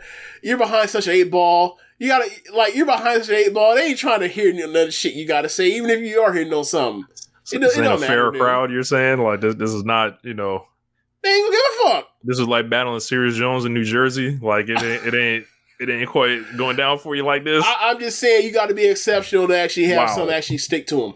Will was starstruck, Bill's Mafia says. But yeah, this was like, the thing that was noticeable was like the difference in charisma, where it was like, that's the difference between Kenny Omega and Will Ospreay. And it's like, oh, like, and then when you see him like side by side, it's like, yeah, okay. Like, but we'll get there. He'll get there one day. I don't even know about the one day. Like, I mean, I just saw him cut a promo last week that I thought was not incredible, but I thought was great. Like, is he the back and forth thing? He doesn't really have much time to. He doesn't really do that much, given that, like, most of his opponents are Japanese. So So, like, you know, maybe it's a situation where, like, there's a learning curve and eventually, you know, he'll start cutting the big boy promos. Like I remember when it was Cena and Roman Reigns flubbed for a second and Cena was on his ass. Yes. Like, it was like one of those, yeah, it's like, boy, you know, if you want to do this, you got to cut the big boy promos. And, you know, it's like, yeah, that's one of those. Yeah, I was very excited by this, and I'm more excited by the match because ultimately wrestling is about a match. So like, we do a lot of talking to eventually sell you on putting your money or tuning in to see what them fight in a match. Yeah. Yes, man. Like and saying bruv like over and over again, like it's not going to. It's become somewhat of a meme at this point, but. Yeah, but after that, we got Rampage, and I did watch Rampage, and now it is time for me to ask AEW, what if you tried with Rampage? What if you decided that you were going to do some championship matches on there that had intrigue, that had a build, really good wrestlers giving their all, that have, you know, like a reason for us to really like feel like this show matters. They had some good talent on this show.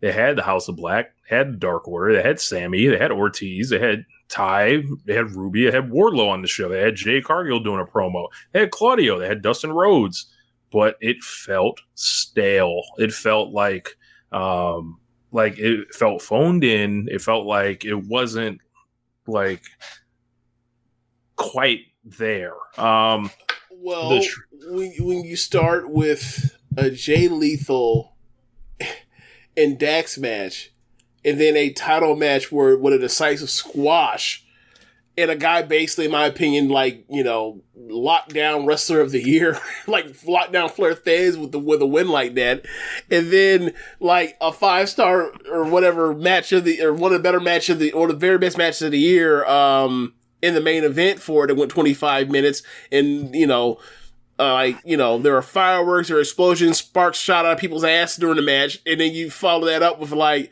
okay, we're going to have Dustin and Cesaro have a match that's going to be like a good match, and that's really it. And like, I'm going to get to that. You know what's funny?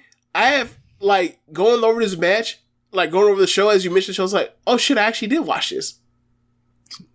I believe you did, yeah. I did watch this. I totally forgot. I thought I actually did watch this. So yeah. So they did House of Black and Dark Order, Silver and Reynolds and 10. Ended up getting the win off a distraction with Miro showing up at the end. People freaked out with Aleister Black or Malachi Black getting rolled up and losing. I hated it. Yeah, I wasn't into this. That's really that's some distraction roll up shit that you see in WWE, and I hate that too. Like, it's like we got to protect everybody. It's like just fucking beat them. Well, not even that. Like, what is Buddy Murphy doing where he can't get right? Like, wouldn't he be out of those three? Wouldn't he clearly be the pin eater? Yes. But they did something important did happen in this match. 10 started getting his knee worked on, which puts into motion Hangman taking his place, as we've called on this show from the inception. Yeah. So I want to know who like the Young Bucks alternate would be. Nakazawa. Like when one of them gets tired, like they can put someone else in, right? Like that's like if that is like their story they're telling to where like they actually have a chance because they're fresher, I can buy that. I don't think they've actually brought that up. It's just like, oh, hey man, you'll just come in and you'll just be with Reynolds and Silver. No, they're not going to bring it up now because they're going to shoot the angle for it Friday. Like no, they laid the groundwork with him getting his knee worked on in this match. No. I get that part, but I mean like the part where like it's a trios tournament. One person in the trios drops, and then like while everybody else has like fought through and gutted through their various injuries and things from being in fights, like this one team can add another person in that's fresh as a daisy. That fucking sucks. That would never be allowed in real fighting. if there was actually a real tag team fighting. You know what I'm saying? Like, well, they couldn't have the match. Like, it would just be a forfeit. Fuck them, we ball. That sounds whack. At least we get a seriously, match. If this was a real fight, obviously it's not. I'm not. But I'm saying just think about it. But just think about it. Like, wait a second. So we all have to go through this gauntlet of pain and suffering and all this kind of stuff, and then like you just add in somebody else and you're good to go. Like it's like if we're in the middle of a playoffs and NFL playoffs and like everybody's in like week 19 and they're just in this just rough everything else. And all of a sudden it's like, oh yeah, like this other team has like a whole another fresh batch of football players you can just bring in for Super Bowl. What the fuck? Well, that sucks. Well, I mean, they did have the AEW World Title Eliminator tournament when someone dropped out of it as a shoot that they replaced. Who? When Moxley dropped out of the tournament, and they brought Miro in to replace him.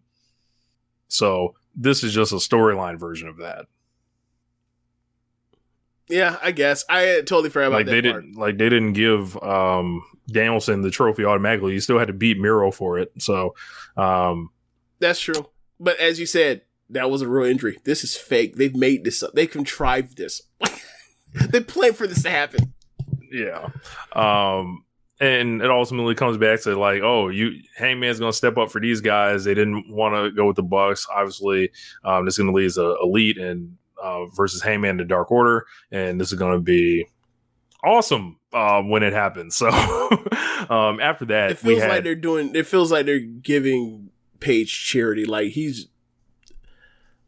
I'm sorry, like given what Orange Cassidy has done, like since Forbidden Door, I'd rather see him on pay-per-view than Page at this point. Just gotta be honest with you. Like if this wasn't for the good one, Penta lost and took Phoenix's spot. That's a good one. That's way back. That's the 2021. Okay. Yeah.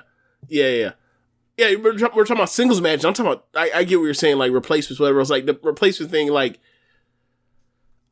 it's just weird, right? Because obviously, like, we're not going to fuck up or whatever we have going for it, whatever. But ultimately, like, these people get replaced and then they just lose the very next round. It's not like what's about to happen where, like, clearly he's going to the final. But, like, yeah, like, if the Elite had a different friend, like, Adam Page would not be on this card. Am I wrong here? I guess, but they would. I mean, I'm sure they would probably try to figure out what the program, and maybe they would have put him with Sammy instead of Page. I don't know, but like, it just feels like he's there, and like he's gonna get another shot at his friends because they're his friends, and he's probably gonna fucking lose, and then who knows what the fuck happens with him after that? Like they need to make like after him and Silver Reynolds the first champions just all have something to do after this? Because the Young Bucks and Kenny Omega are going to be perfectly fine. Him, I'm not so sure if he loses this.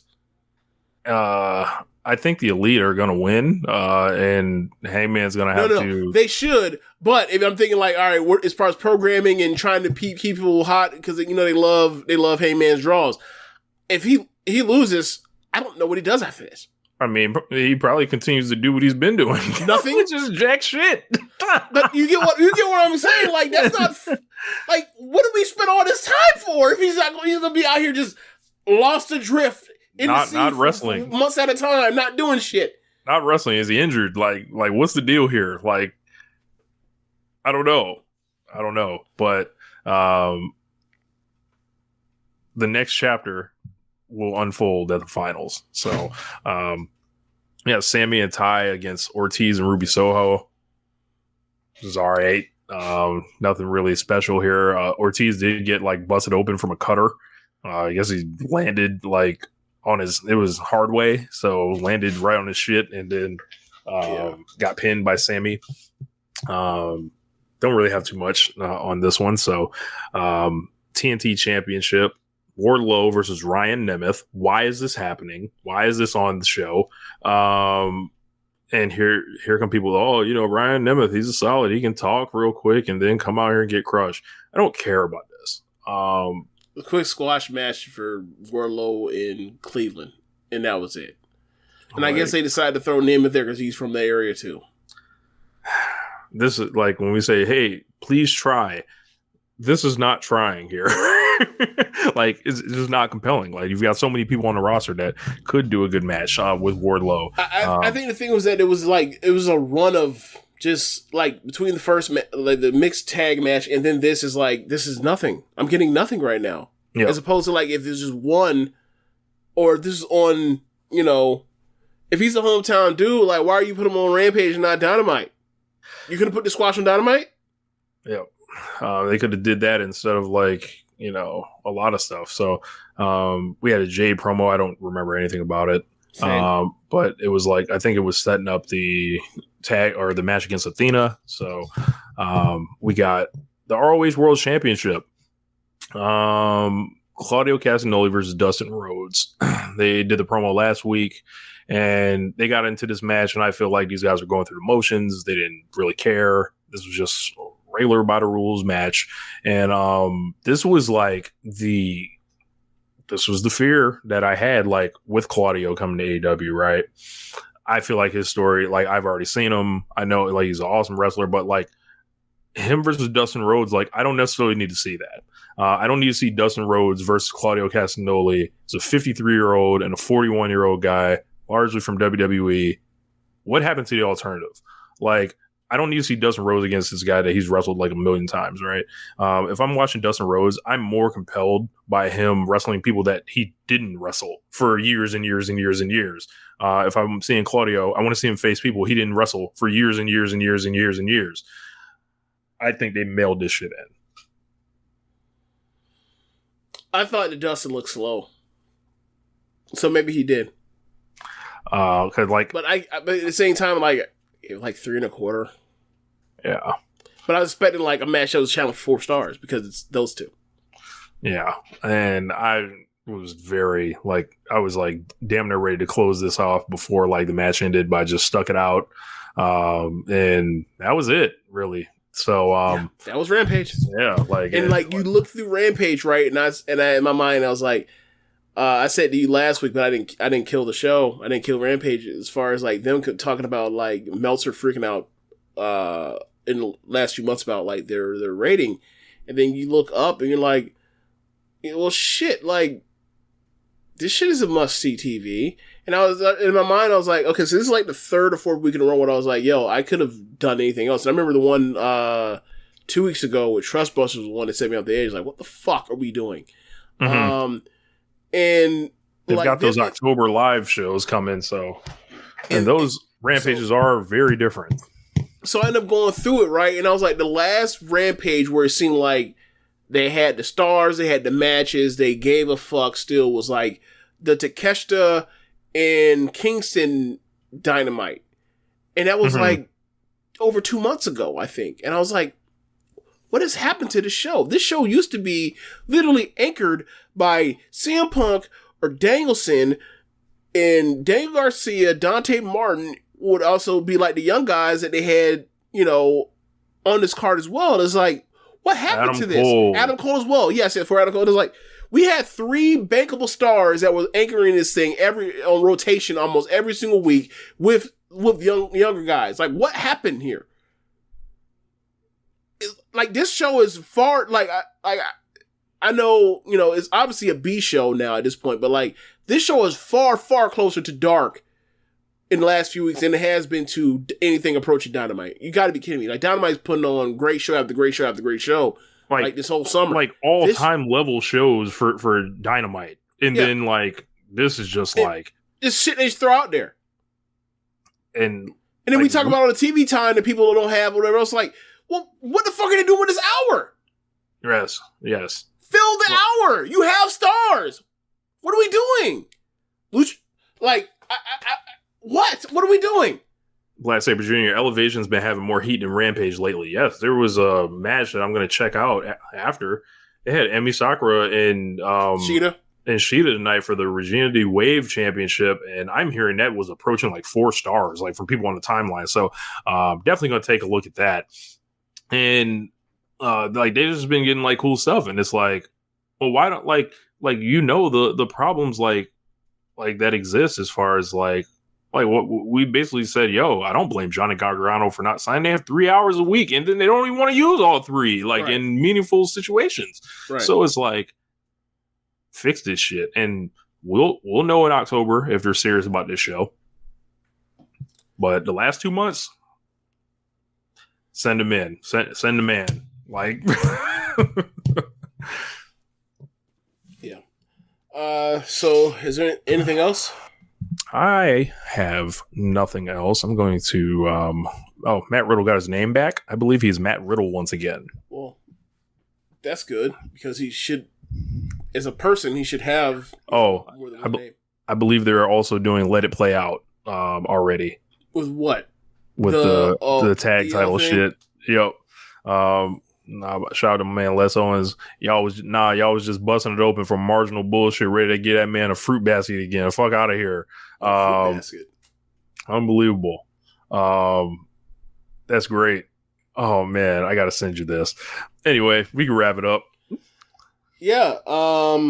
Thanks for listening, y'all. Be sure to rate us whatever app you're listening to this with. And listen to the other shows on the network besides One Nation Radio. Oh, actually, before I even get to that, donations. If you're watching from the stream, go to the Cash app, go to our PayPal. If you're listening from the podcast, links in the description to our Red Circle, and go to and drop us off with a donation there. And listen to other shows on the network, as I mentioned before. Besides One Nation Radio, you have Keepin It Strong Style, the Ricky Clive Wrestling Show, Grown Men Watch This Shit, 8-Bit Suplex, the Grave Consequences Podcast, All Things Elite, Great Match Generator, Get in the Ring, Meet the Press Slam, and AEW Match Guide. Thanks for listening, y'all. Later. Send the audio. Yes, send the audio as well. Send audio, and we will screen it. Y'all not slick. Yep. Y'all, look, whatever y'all thought, cut that shit out. Just yeah, be real. Be real. But thanks for listening, y'all. Later. Peace.